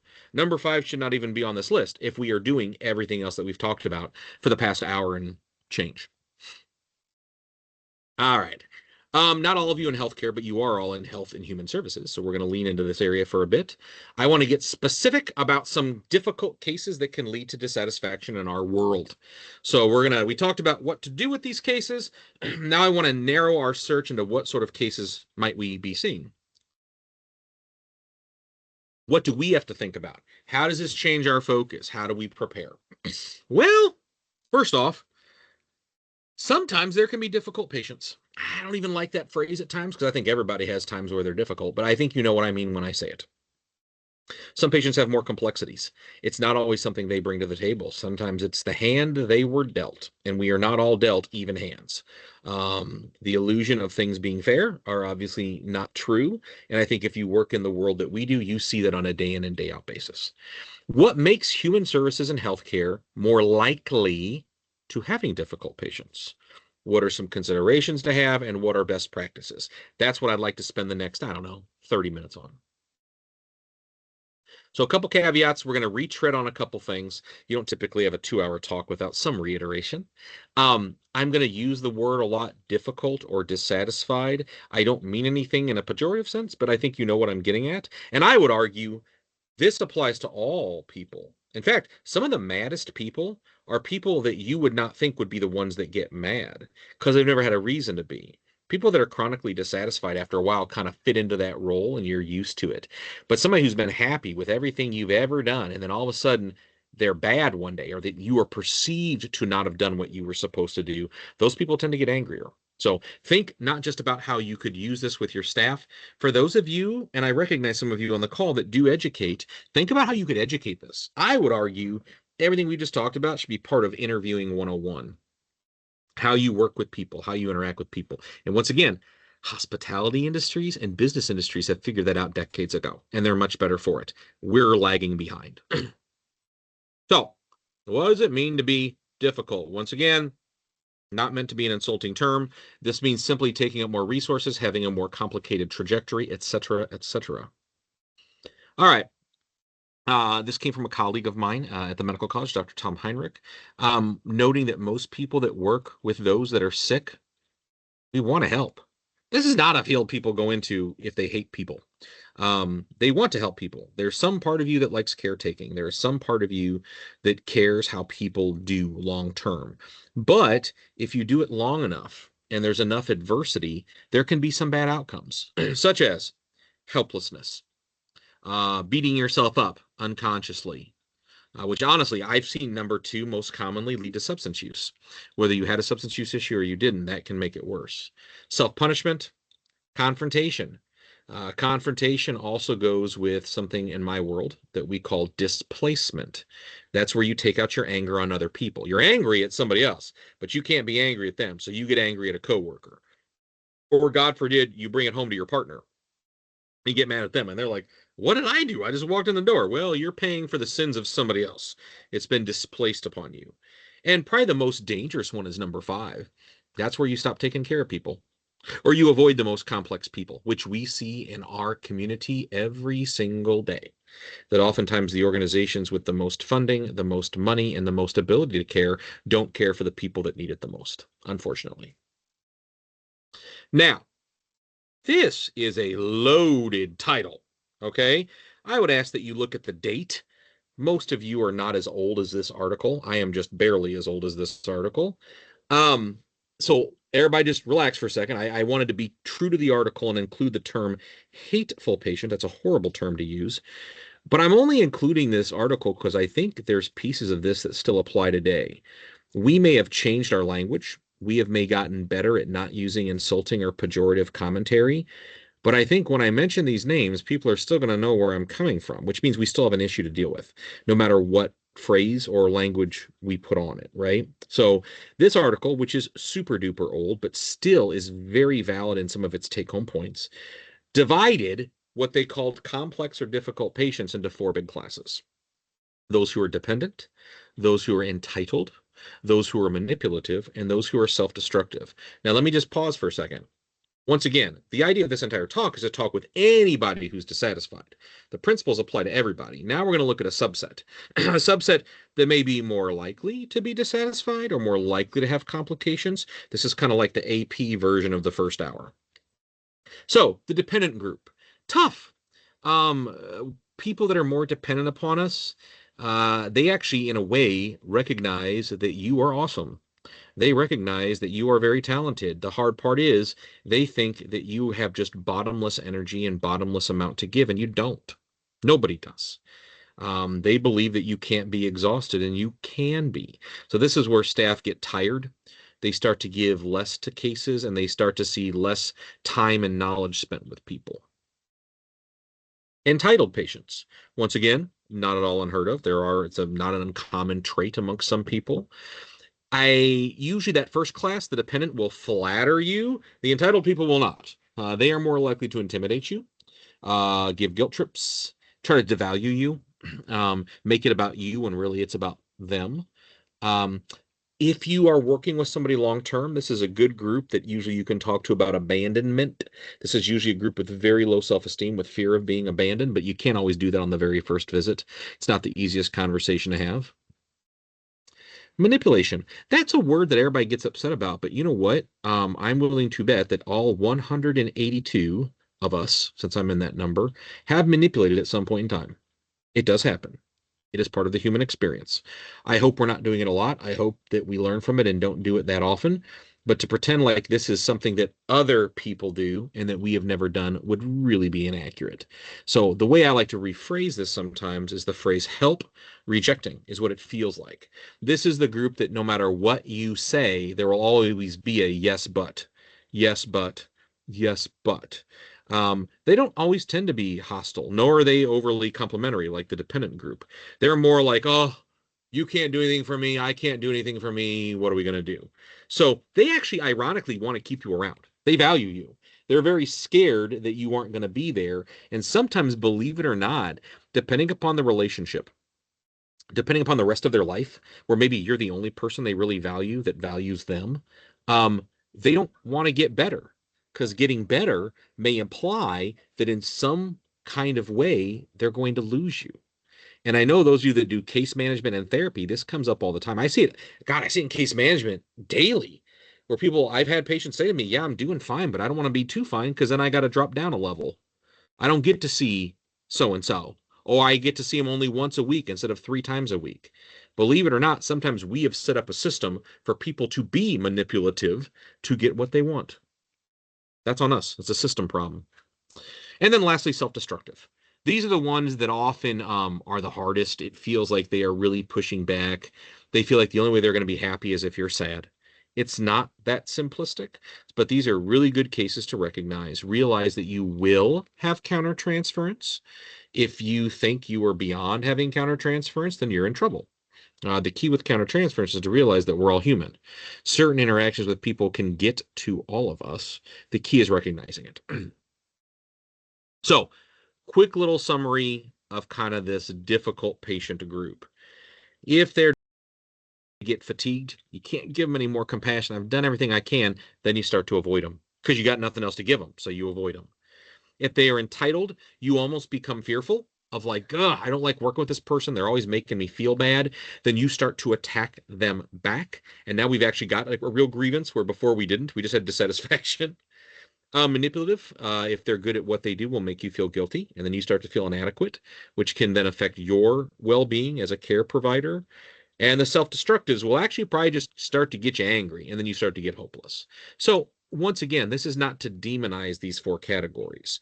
People don't neatly fit into these silos, but you know what I'm talking about. These traits do manifest themselves, and these are people that are more likely to be dissatisfied. If you look at all the grievances that you handle over a 5-year period, I wouldn't be surprised to see this group take up a quarter of it or a half of it. So what do? Well, if you're lucky enough and you're in a system where you can work with somebody over time, with dependent people, you set limits. With entitlement, you rechannel it. You kind of divert it to something else. With manipulation, you actually share their pessimism, believe it or not. You tell them, yeah, there may be nothing that we can do for you. You're absolutely right. That being said, since I'm here and you're here, what else can I help you with? You're not fighting their pessimism. You're leaning into it and still making yourself available. Because on some level, they're hoping that once you see they're hopeless, that you're going to leave. They're worried you're going to leave and they're testing you. And then self-destructive is more about just watching yourself. That's a group that can make you get angry real quick. Watch your anger, watch your resentment. Feel free to talk to your supervisor. Feel free to talk to your peers. I've encouraged staff, if that person's really getting to you, let's switch up. Who else is out there? Who can I switch you with? Let's mix this up a little bit. You don't have to push through all of it. Now, those four categories notwithstanding, just in general, you're going to find that dissatisfaction is going to go to where the most urgency is, where the most emergency is. So healthcare and human services are going to have more of these. We are going to have special cases. This is what they call in statistics a selection bias, which means that just because of who we treat, we're going to have more of these. This was always one of my back when we had a hospital. Everybody's like, oh my gosh, you guys have so many more incidents than other private hospitals. Actually, we didn't. But even if we did, I would say that's what I would expect. We are the ICU for an entire corner of the state. So if we're going to take all the most difficult cases and take care of them for longer periods of time than all these private facilities that move them out after 2 days, we are going to have more downsides. We're going to have more adverse events. Just like if you go to any hospital in town, the most deaths are in the intensive care unit. Does that mean the intensive care unit is horrible? No. Does it mean they're trying to kill people? No. It means you put all the people closest to death on one unit, they're going to have the most deaths. It's just pure statistics, not emotions, just stats. So, some of you may be familiar with the term DBT, particularly for those of you in the therapy world. This refers to dialectical behavioral therapy. This is a therapy that is very similar to CBT, but it's also got a lot of really cool roots in Buddhism, actually. If you're familiar with the philosophy, Buddhism isn't really a religion so much as it is a philosophy. A lot of interesting combos between that philosophy and CBT, or cognitive behavioral therapy. It was developed for borderline personality disorder, which can often have a lot of dissatisfaction as a nature of that illness. But I want to pull out some keys from DBT here, because I think they will help you when working with dissatisfaction. First off is the understanding that the lives of such and such are unbearable as they are currently being lived. And I say this to people all the time. When they're first mad at a patient or a client, I say, just so you understand, they're not having fun. They didn't wake up today and said, how can I make your day difficult? Back when we had an ER, I used to remind doctors, I don't care what brings you to me at 3:30 in the morning. If you end up at a public sector psych ER at 3:30 in the morning, you're having a worse day than me. I don't know to what extent you're having a worse day than me, but you're having a worse day than me. Something brought you here. We need to put that kind of frame on it so that we understand, regardless of the frustrations that we are having, we are coming at it from a place of the caretaker, and we need to take care of the people that need it. Another phrase out of DBT a lot is they're doing the best they can with what they have. I think that's a really nice one to remember too, is for a lot of the people we deal with, their own backgrounds and trauma histories and other psychiatric illnesses don't give them the best hand to work with. It's our job to help them learn how to deal with the hand they have while we hope that they start to develop other skills. So don't take it personally. A simpler way to put this is I like to remind people, when a baby throws up on you, you don't shake the baby, right? The baby did throw up on you, and now you got to clean your shirt or your sweater or whatever, but it wasn't because you did something. You were just in the wrong place at the wrong time. We played pass the baby around, and you got hit with the vomit. It's not personal. Another great comment out of DBT is called validation, and I want to lean into this for the next 3 to 4 slides. This is a great way to handle to when you're dealing with people who are having a grievance against you or people that are dissatisfied. This is, once again, the reason I love validation. It's not right or wrong. It's not saying good or bad. It's just saying, yeah, it sounds like you've got a right to be pissed. I'm sorry this did not go the way you wanted to. Let's get into it. Once again, not saying, oh my God, we messed up. How can I make it right? But saying, yeah, I validate you. You are clearly ticked off. There's no reason you went through all this trouble and went through this process to get to me to complain if there wasn't something that you had a reason to complain about. Let's validate. What is your point of view? How can I see things from your perspective? A lot of steps to validation. Some of these will be very, very familiar to you. But once again, pretend you are on the phone with a dissatisfied customer. Pretend that you are at work that day and one of your staff that you supervise turfed somebody to you because they said they wanted to see the manager and you're the manager. Think about using these in that conversation. First up, obviously active listening. My point of view is whenever I'm dealing with a grievance or a dissatisfied customer, the first 5 to 10 minutes is all them. I don't care if everything they're saying is something I already know. It is their right to be heard. And me saying, yeah, I reviewed all of it, let's just cut to the chase, that's not going to help. I actually may be right. Doesn't matter. It's not going to help. Let them talk. Let them catharsis. That is incredibly important. In fact, I also end my grievance conversations by saying the same thing, which is, you know what? I feel like we've kind of covered most of what you were concerned about. That being said, I wonder, now that we've sat here and talked, was there anything else on your mind that you wanted to go over with me? Massively powerful comment right there. It's reminding them they are not just a number. They are not just something I can check off on my list and move on with my day. I honestly am concerned and curious as someone who provides a service. Do you have any suggestions on the service that we're providing? It's a really good way to kind of end things without it feeling too black and white. Reflect back. It's good to let people know that you were listening. Read the room. I think a really hard part here is we're all busy. This is not our favorite thing to do. So it's very easy to walk into these conversations just wanting to get it over with. Or let's say you looked into it and you know that your staff was right. You just want to say, my staff was right. Can we just move on? You can't do that. Even if you're right, I would not suggest you doing that. You are not trying to rule on something. You're trying to understand what's going on. And then one of my other, I love this particular quote, and it was not from me. It came from a colleague of mine out in Arizona, so I'll credit her. But another really cool DBT thought is called the rules of two. This is from Dr. Margie Balfour out in Arizona. She runs a bevy of crisis and emergency services out there. Two assumptions. Most folks are trying their best with what they have, and no matter how upset I am, they're probably more miserable. That's the first set of two. The next two mantras. It's not personal. How would I feel if I was in their shoes? I use that a lot, actually. I even say to them, I was like, you know what? I'm not sure I could even understand what you're going through. But if I went through even half of what you just said, I think I might even be too mad to complain. Let's talk, right? Validation. And then two big practices, listening and validation. Two. Have the two assumptions, have the two mantras. I know I have worked with other agencies where they literally put that on the back of their card so that when people are having that moment, I see people getting angry and they work this thing out. I won't say which group is doing it because I didn't get permission to share that, but they'll literally look at each other and they'll do this. And it's like your way of saying, listen, I see you're going through it. Refer to your card, refer to your rule of two. You can get through this, that type of thing. So as we validate and as we're working with the dissatisfied patients, believe it or not, we should talk about listening. But we're all great listeners, right? Aren't we awesome? Probably not. It has been well noted there are two things that people in the world of healthcare and human services oversell about themselves: listening and our ability to tell when people are lying. We actually are not really good at that. That's a whole nother topic if you want to talk about it, but that is like barely a coin flip that we can pick out people that are lying. So that's actually, most professions are not that great at it, but the same thing with listening. What they have found is they've done tons of studies. I probably should put one in here, but I don't have one in front of me, where you take how much, say, the doctor, the nurse, the social worker, the caseworker, the therapist, whomever, you put how much time they think they spent listening, and then you show them the tape of how much time they spent listening, and there is a massive discrepancy. The most common field that gets noted here is typically doctors. Doctors will think they spend 2 to 3 minutes listening, and the tape shows they listened about 15 seconds before they interrupted.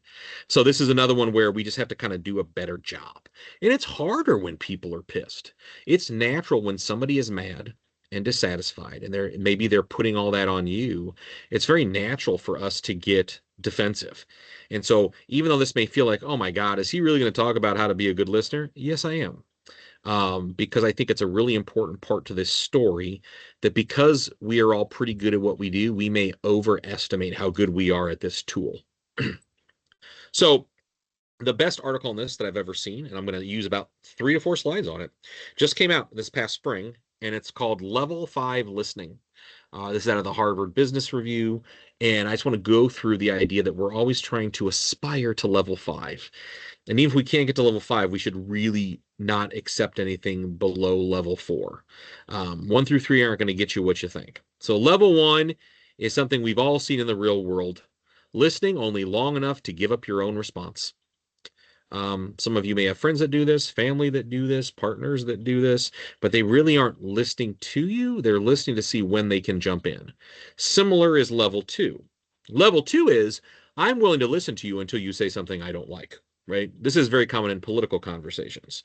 If you're not talking on hotly debated topics, they'll listen. They might even be a level 4 listener, but if you hit that trigger, boom, I'm in. Now we're in debate mode.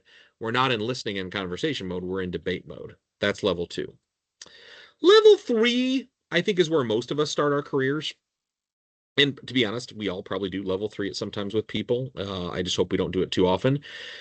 You are trying to understand them until it gets to a point that you already know what the answer is. And then you kind of butt in and interrupt. Doctors are notorious for this. I would argue they're actually trained to do this. And that's one of the hardest things I've got to do is undo some of their training, because they're actually trained to be efficient and to jump in once they know the answer, when actually that's not very good listening. Level 4 is, I think, where most of us are at baseline. This is the idea that you are really tuning into people's emotions. You're really trying to see them where they're at. And not only are you listening, you are showing that you are listening. We all know that nonverbal communication is as important, if not more important, than your verbal communication. How you look and how you are conveying things to people is incredibly important. And one of the worst things in the world for that has been electronic health records, unfortunately. One of the biggest complaints from clients of all different organizations is, I don't feel like you're listening. Well, they are listening, but they're listening while they're typing. And they got to do that because of the way the system is constructed. But it's a horrible thing, right? You're just staring at their shoulder, and they may be trying their best to do some of this, but it still feels very much lacking in intimacy or lacking in care. Now, getting to level 5. This is what we should all aspire to. This is something I hope you can do when you're working with any patient, let alone a dissatisfied patient. This is where we move beyond empathy. This is where I understand and interpret things from your point of view. In fact, you might even lead with, okay, now that I've heard all that, if I was sitting where you're sitting, I think I'd want to know the following. Am I right? Or, I find it interesting that you didn't ask this, because if I was in your shoes, I think I would have asked blah, blah, blah. That's a really good point. You're not just looking at it from your world, you're looking at it from their world. You know what's funny about all this too? Let me just time out here. When you do this, 85% of these grievances, that's what people are looking for. They are okay if you don't have an answer. They're okay at the end if you don't have a perfect solution, or that will never happen again, or I will see to it. Blah, blah. They aren't looking for that. People are looking for kindness, humanity, respect. These are the type of things that if you do it right and you do it well, it tends to work out.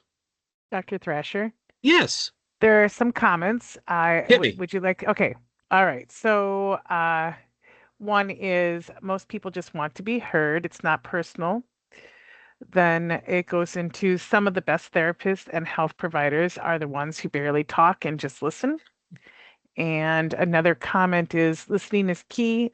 Listening helps catch things that others may not, because they are selective listening and so forth. And then the last one is, silence allows your client to continue to formulate their thoughts. Well, apparently you guys don't need to be taught much, so this is awesome. I couldn't agree with all 4 of those anymore. If we were in person, I would be applauding you. So thank you. I agree, and I love that you're kind of adding on to this in the chat. I think that's good for everybody as part of this. But it really is true. I find that most people get scared of this process because they're like, I don't know what the answer is going to be. Good news, you don't have to have an answer. And more often than not, I kid you not, I have done this so much where people are happy at the end, and I have not necessarily answered their questions because I don't have an answer. But what I have done is I've heard them. And they've heard it, and it really helps, particularly when you're in a managerial role, because I think it also is nice when people feel like I'm being heard by the manager, I'm being heard by the supervisor. My concerns matter to this group, this company, this team. All of that is incredibly important. So please don't feel like, oh my gosh, I would never want to do this because I don't even know what I would say. You might be surprised.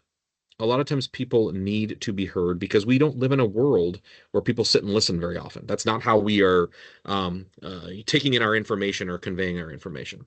Great points by all of you. Thank you. Couple of, we've been through almost like an hour and a half here, and we've never had any mnemonics. So I'm going to hit you at least a couple in the last 30 minutes, because why not have abbreviations and mnemonics? This is all for level 5. A really big one is called Morpie's. This is where you use encouragers. This is a fascinating study. I should cite it on this one. Using the words okay or great are actually found to be conversation enders. People think that's kind of like saying, okay, let's move on, or great. That meaning like it's over, as opposed to saying, huh, and? Well, then what happened? We are literally not trying to end it. I'm actually trying to extend the conversation. Open-ended questions are very important. I hope that's obvious to people in this case. Reflection is about saying back not the whole thing, but the last couple words. Emotional labeling, I'm not good at this. Try to get better at this, but this is one I always struggle with, even when I'm providing therapy, is it feels like this, or it sounds like this is important. This is called the name it to tame it. Many of you may have had that in other trainings. Very underutilized. I highly suggest getting better at it, but I got to tell you, I'm not that great. My personal favorite is paraphrasing. And I do this when people say, yeah, doc, you want to let them have the first 10 minutes, they won't stop for 30. Well, I'm not suggesting they should talk for 30. If they've gone the first 10 and they have no sign of slowing down, this might be a good time to say, okay, let me just stop you there for a second, because I don't want to misunderstand. I want to make sure that I'm catching this right. And then I paraphrase. It's a nice way to paraphrase and show understanding, and it also kind of can slow down something that's starting to get tangential. So one of you already said this in the chat. You may not have known this. This is a common phrase in therapy, which is WAIT. Why am I talking? We do this with young trainees all the time. They'll start to go into something and I'll say, wait, why are you talking? Well, I want the patient to know. Did they need to know? Oh yeah, I guess they didn't. Sometimes we are talking for ourselves, and that's okay. It doesn't mean you're selfish. We're human, right? But you got to understand that sometimes you are entering the conversation for your own needs, not that of the person you're trying to care for. So these are all different ways to get better at our level 5 listening. Couple barriers to level 5 before we move on to some more action items. This is what I call, this is Doc 101. Advising. I've got the answer. I want to give you the answer. I promise you this answer will work. And they could be right. But if you give it in the first 2 minutes, you're not doing very well. Analysis paralysis. This is where maybe you're trying to understand and people are getting into the weeds too much. Assumptions and avoidance. These conversations are going to get tense. Once again, don't take it personally. Part of being a manager, for those of you that are, or a leader, or whatever you want to call it, a supervisor, is that you are going to take some of the tension for your team. That is part of our job. And so making sure that you have people that you support and can do supervision with or support you through peer groups is important. All right, we are getting into the closing steps. We're right on time. Couple other little mnemonic things, if any of you want to take these home. This was not mine. This is a different one called the peer model. This is how to handle grievances, where they talk about preparing, anticipating, engaging, and then evaluation. And I do think not enough people do the preparation anticipation. I alluded to this earlier, but let me give you more specifics. When I know I'm going to have a grievance, not only do I block the time out in my schedule, I block some time out afterwards in case I need to just get up and walk around. I would never finish a grievance at 2:30, then take on a 2:30 meeting if I can help it. I'm probably not in the best place. These can be emotional at times. You need to give some time for self-care too. So prepare, anticipate what the issues are going to be, and don't always avoid it. In fact, sometimes I find it's best to just knock it out right off the bat. So whatever it is you don't want to talk about, lead with it. Otherwise you spend the entire, let's see if I can give you a good concrete example. Let's say you're dealing with a grievance, and the grievance is that one of your employees was rude to the client, they were mean to the client, and they called them a racial slur. That is the accusation. Out of all those, the one that probably makes you pucker the most is the racial slur, right? So don't avoid it. Don't I'll wait and see if they bring it up, because then that's all you're thinking about the entire time. You're not level 5 listening. You're trying to wait and see when that's going to come up. I would lead with it. I'd say, listen, sir, ma'am, many things for us to talk about in the next 20 minutes. I'm looking forward to kind of unpacking this with you. But I got to be honest, as a manager of this team, I'm really concerned about one of the comments you made about some racial slurs. Do you mind leading with that just so I can know what we're dealing with? Don't hide it. Throw it out there. Be done with it. Rip off the Band-Aid and then see how things play out. It usually is not as bad as you think it is. And by you bringing it up, it shows you care enough to the person where that's what they want to know. They want to know that you're not cool with it. All right. For our last, I don't know, 10, 15 minutes. This is a mnemonic I came up with. Don't steal it, please. But I've been using this a lot to try to teach people how to set up their own grievance process. It's equal parts personal experience and in combination of best practices in the literature. All right. So first up, R. This seems simple. You have to review the tough situations. There's probably some teams that are on here that don't do that. You got to review the grievances. You got to review the problems. You know, something we didn't talk about. We'll even review things if nobody grieved about it, but they should have. So in other words, I can tell that it went bad. My team tells me it was a horrible interaction. I don't just sit there and say, oh, well, I guess I'll wait and see if they complain. No, if my team is calling me to tell me this went really badly, I need to review this at some level, right? So review it. This is the first step, right? The first step is action. How are you getting the grievances? Who is bringing them to you? I will tell you, I've alluded to this a couple times. I don't like the first contact to be HR or patient rights because they don't always send me the information I want. They do their own investigation, and if they determine it's fine, they don't send it to me. I need the info. I want to be on the front line. I want to see what I can find from it. I don't need somebody else to kind of put it through all their stages before it gets to me. Also, by then, it's too long. I used to work for a group where HR did it first. And then I wouldn't get these things till 2 weeks later. I can't do service recovery 2 weeks later. I look like an idiot. So you got to be careful how you set these things up. This is also, once again, for those of you that want to think about more statutory, medical, legal protection, this is really good things to do.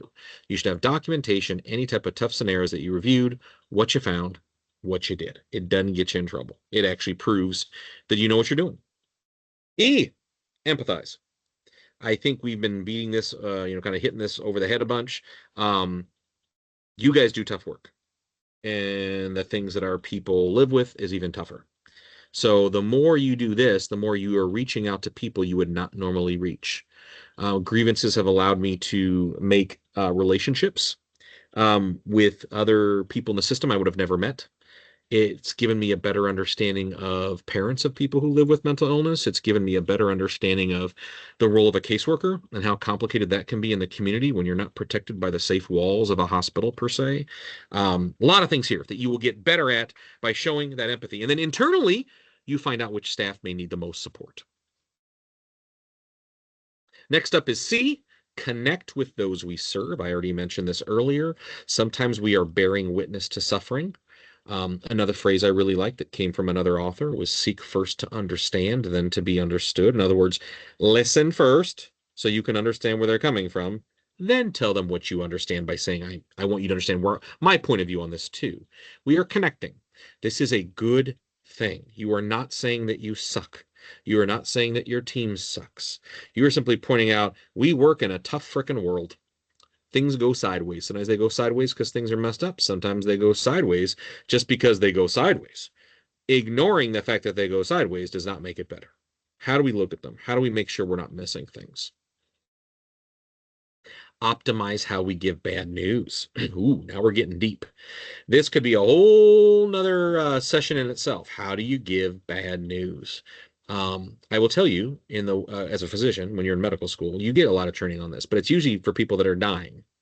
It's how to tell people that they're dying, or how to tell family members that their loved one is dying. And while that is important, I don't think it truly extrapolates to this type of work. I think this is more about all of our staff learning, how do you talk to people that aren't happy with you? And they may say they're not happy with you, but it's not you. They're not happy with the group or the culture or the team that you represent. I think this is something that people remember forever. I think whenever people are having their worst day, it's just another Tuesday for us, but we are imprinted on them. We are people, they remember us because we were there on one of their most impactful days. So optimizing how we give this news, how we engage with people that are upset. Visualize how we are viewed by others. Now we are veering into the business world. Once again, it's my opinion. This is going to be a complete just Tony statement. This is not borne out by evidence. I feel healthcare is not good at this. Human services is not good at this. I think we tend to be kind of like, well, we're the people that are here to help you all the time, so I guess we're who you're going to use. And that's great. You're not wrong, but I would like it if people saw us for who we are. Um, I would like it if people understood how wonderful you guys are and how tough the teams work in very difficult situations, often with limited resources, right? I think it's important that we pay attention. We can't change everything. We shouldn't try to, don't teach to the test. Don't put so much on how we're visualized, then we actually become crappy at our job. That's where marketing can go too far. Marketing and slogans and, get your cup with whatever slogan we're using. That's fine, but don't let that take away from the moment. But this is important. You may not know, you may think you're doing a great job and you get a couple grievances and you're like, man, I had no idea that's how people perceived us. That's really important. Just because we're right doesn't mean things are right. And it doesn't mean, I should put this in highlights, that value still remains on the table. There's so much I can learn from hearing people that are dissatisfied. Way more than I can hear from people that love you. Enter data for any of my QA, QI folks out there. That's great data. It's phenomenal data. My biggest worry is we don't often collect this data because they're seen to be outliers. They're seen to be either overtly complimentary or overtly demonizing, and so therefore they're pulled out of data sets. This is good data to have. This is really important for those of you that maybe have to represent your organization in community settings, listening sessions. You really want to be able to have some data at your background, which is why I really think having a grievance process that is formalized is to your credit, because it's something you can roll out as part of a dashboard. Reinforce of their excellent performance. I've alluded to this a couple times. Let me say it again. One of the coolest things about grievances is I'm guessing the majority of grievances that you look into, your team did awesome. And guess what? You would not have known your team did awesome. You may have assumed they did awesome, but you didn't know they did awesome until you reviewed the case. You know how cool it is to get to go to your staff and say, listen, I got pulled in on a grievance, and I'll tell you what, I'm just blown away by how nicely you handled this case. This could have gone sideways. You had every reason to really have a tough time with this, and I'm just amazed by your documentation, how you handled things. Thank you. That is an ongoing piece of information they would not have gotten from me if I had not done the grievance. This really opens our eyes to which of our team members are having the most emotionally complex scenarios. Are they getting more than others? How are they handling it? This is going to bring far more positive feedback than criticism. Trust me. And then lastly, I go a little cheesy on this one. Yearn to be better. There aren't many things that begin with Y. I was stuck. Yearn to be better as professionals. And I mean that for all of us. However you're trained, whatever your license is in, whatever you're scoped in. To me, this is going above and beyond. We need to do this to be better. Simply saying, I did what's indicated, therefore I'm done, doesn't get us very far. This is us trying to do better and realize that even if I did everything right and you were not satisfied, I'd love to learn more from that. What can I take away? That's what recovery means. All right. We are coming up on the end here. It's about right. I think about 90 minutes is about much you should have to listen to anybody. Couple conclusions, and then I'm happy if you guys want to talk about questions or cases or whatever. Service recovery is an essential part of being, I would say, a professional. You can cross out physician. Any team member, you're going to want to get good at this. In fact, if you can find a way for your line staff to be good at this, then your managers don't have to do as much of it. Win-win. But if nothing else, your managers need to be good at service recovery. Your supervisors need to be good at service recovery. If you're stuck and don't know how to start things, I offer you the recovery method as a really cool way to teach people and get them to understand the benefit and the value. I'm not just doing this to check it off the box or to make angry people go away. I am utilizing the data that I have in front of me. Some of the data is good data. Some of the data is bad data, but I want to use it so we can continue to improve. That's what we're trying to do here. And then lastly, once again, grievances are important. It's a great data point. And here's the kicker. When I said grievances turning to gold, that's not just me trying to have a cool title. So often, you can take a person that would have otherwise gone out in the community and talked about how crappy you were. And if you do this right, they will now go out in the community and brag about how awesome you are. This is truly rescuing something in a 180 fashion. You are taking something that could bury you and making it something that can praise you. That's hugely important for who we are and who we're trying to reach out to. So it's very, very important. Do not blow them off. And that is it. So we are just after about 3:10. I'm going to pull down my slides so I can see all of you, or at least see your initials. Dr. Thrasher, I just want to Yeah. say, first of all, thank you so much for the presentation. It really was wonderful. You did a wonderful job. Oh, good. Just a couple of things before you start with your question and answering is that a Yep. reminder that the certificate of attendance goes in the chat. It's in the form of a link, and you'll go into the link and you'll first have some questions that will have to do with today's presentation, and then it will prompt you to another link, which will be your certificate of attendance. And so now you can open it up and talk to Dr. Thrasher if you'd like. You can turn on your video or even put something in the chat. Somebody did ask if you could share your Yep. presentation with them. So I'll send that out if that's okay with you after this. Yep, I'm perfectly fine. All I ever ask is, I know this goes without saying, but let me say it while we're being recorded. Please do not disseminate it. And if you choose to use any of my slides, please credit them as such. That's all I ask. Yeah, let me work through the chat. Amy, you read me all the way through, I believe, Terry Fabian's comment. We covered that. So let me pick up with, for those of you in the chat, I'm at 2:54 p.m. with Kimberly Ann Johnson. Awkward silence. Yep, helps, even though it can feel weird. I completely agree. Build the relationship. Yep. We will provide the presentation, Tamara. Stephen Covey. Thank you for calling out that citation. For those of you that are looking at the Stephen Covey comment, that's the seek first to understand, then to be understood. That's Covey. Yep. Looks great.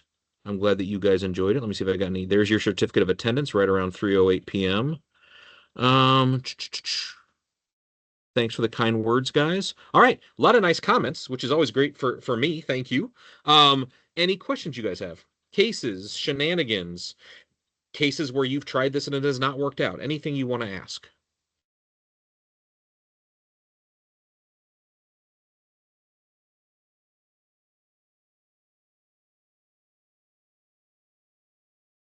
I want to call out what just went in the chat. Thank you, Leslie. Dealing with difficult people, in quotes. Thanks for the quotes. You love the challenge of working with them. They make the best success stories. I could not agree more. You make the most impact on the people that need you the most. So that's another reason why this is so important, right? Is a lot of times when people are complaining, maybe they're not complaining, they're complaining because they just need more than we can offer. Or maybe they need more and we can offer it. I thought you were here for one thing and we gave that to you and I thought we knocked it out of the park. But in reality, you have more needs. So you can see how this is going to be good all the way around. You know, you're getting good value either way by the more you ask. And I completely agree that the work that you guys do and the work that we do is so important because you are really getting to the people that need it the most. And you're getting to the people that, to be quite fair, in our culture, people don't work with. And that's a whole nother shame. But I do think we are working with people that have been marginalized and turned away. The more we listen and the more that we care from our position of power, it doesn't feel like a position of power, but to people that are being marginalized, you guys are in a position of power. I think we gain a lot from that. So well said.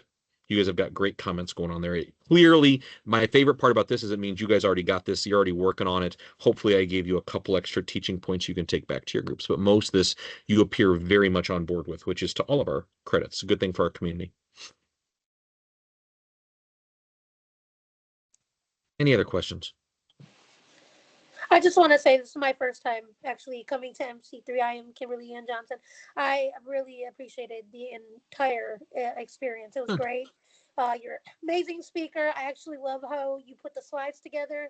I just want to say thank you very much. And I do look forward to having that shared program, PDF files. So I definitely feel like I will be using that and you will be accredited. Rock and roll, feel free to. And like I said, what I tend to do in my slides is I put a lot of references too. So that way, if you guys want to refer to it later or look it up on your own time, or, this is kind of a top level primer, but if you find something you want to dig in on, then the slides can be a reference for you. Or reach out to me via email and we can have a conversation at a later date. I'd be happy to help. So thanks for the kind words. Yes, and thank you for reminding me too. Thank you all the new change agents that are here today, and I'm so glad you're here and come back all year. We love it. Yeah, I will be back with a different topic, right, Amy? I think Somewhere in the summer? June, I think. June it is. Yes, yes. I'm sure. I didn't have it memorized, but I know I'll be back. So I guess maybe this is a good time to mention too, that all the way through April, we always do virtual because the change agents took a vote about do they want to stay virtual? Do they want to be in person? And it was kind of 50-50. So the way that we decided to go on with that is that through the winter months, because it's Wisconsin, we would go all the way through April, virtual, and then after April, the presenters get to decide. Would they rather do virtual? Would they rather do in person? The May meeting is Mark Sanders, and he wants to do in person. So you'll see Mark Sanders in person this year. And then from there on, so forth and so on, it will just be speaker's choice. I'll have to talk to you about that's a tough one. Yeah, I think a lot of us like in person, but I fully understand that when you go virtual, you can reach more people. we And so do. that there's that fine line of the in person. I think you get more out of it, but then how many people can't make it in person because of their work days? We'd be better off virtual. I don't know. I'm just talking out loud. Yeah, agreed. All right. Let me know anybody if Yep. you have problems with your certificate of attendance, and I'll, with Dr. Thrasher's permission, I'll send out his slides after this. And if you have more questions, please do that now. And thank you again, Dr. Thrasher. It really was course. wonderful. My pleasure. Any other thoughts you guys want to run by or questions or concerns? Otherwise, I'm not going to make you sit around and we're not going to look at each other till 3:30. I'm okay with us being out a couple minutes early. All right. Well, if you do think of anything, once again, you'll have my information. You can always go through Amy. I work with your organizations in some context, but feel free to email and let me know. Okay. Otherwise, have a pleasant one and stay warm. I just saw on my phone that it actually feels like it's above 0. I think it's up to 2. So be careful out there in the heat wave and don't overdo it. Have a good day, guys.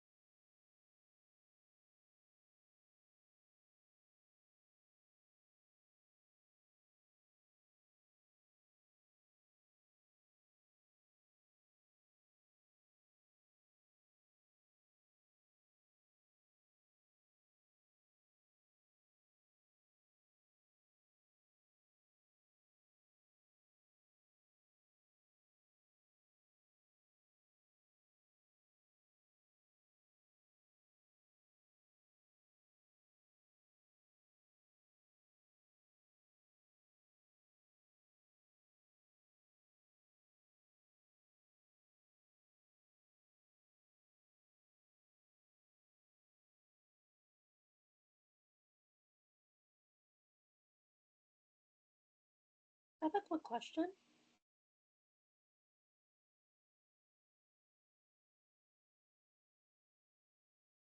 I'm still here. Go ahead. Oh, is the certificate supposed to say our name or anything, or is it supposed to be blank? I've never. So the way that those work is that they're Word documents and they can be edited. So you can put your name in. And so the reason why they stay Word documents is because sometimes people come back and watch the recording and they need to change the date later. And so Oh, that's okay too if you do that. If you watch the whole session virtually later, then you can just put in the new date. That's fine. nice. Okay, I didn't know that. Great. Well, Yep. thank you so much because I was like, wait.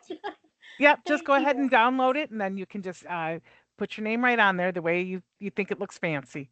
Awesome. Thank you so much. You bet. We'll see you in February. Yes. Bye-bye. Hi, Amy. Hi, Mary. Are you in your car? Yes, I'm in my car. I How are had you a doing? good. I had an appointment, so I had to log on a little late. And I didn't want to rush up to my apartment, so I just stayed in my car and did it. Nice. Yeah, that's the one nice thing about virtual, I'll tell you, is that I do notice a lot of the people, a lot of our change agents are traveling, from Yeah. consumer to consumer, and they need to watch the change agent meetings in their car, or at least partially in the car. So Be- I'm okay with that. So happy January, by the way. I hope you're staying warm out there.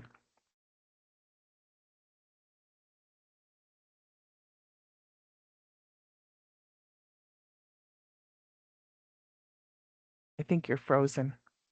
I'm going to go and send the slides to everybody. I'll talk to you later. Okay, Mary?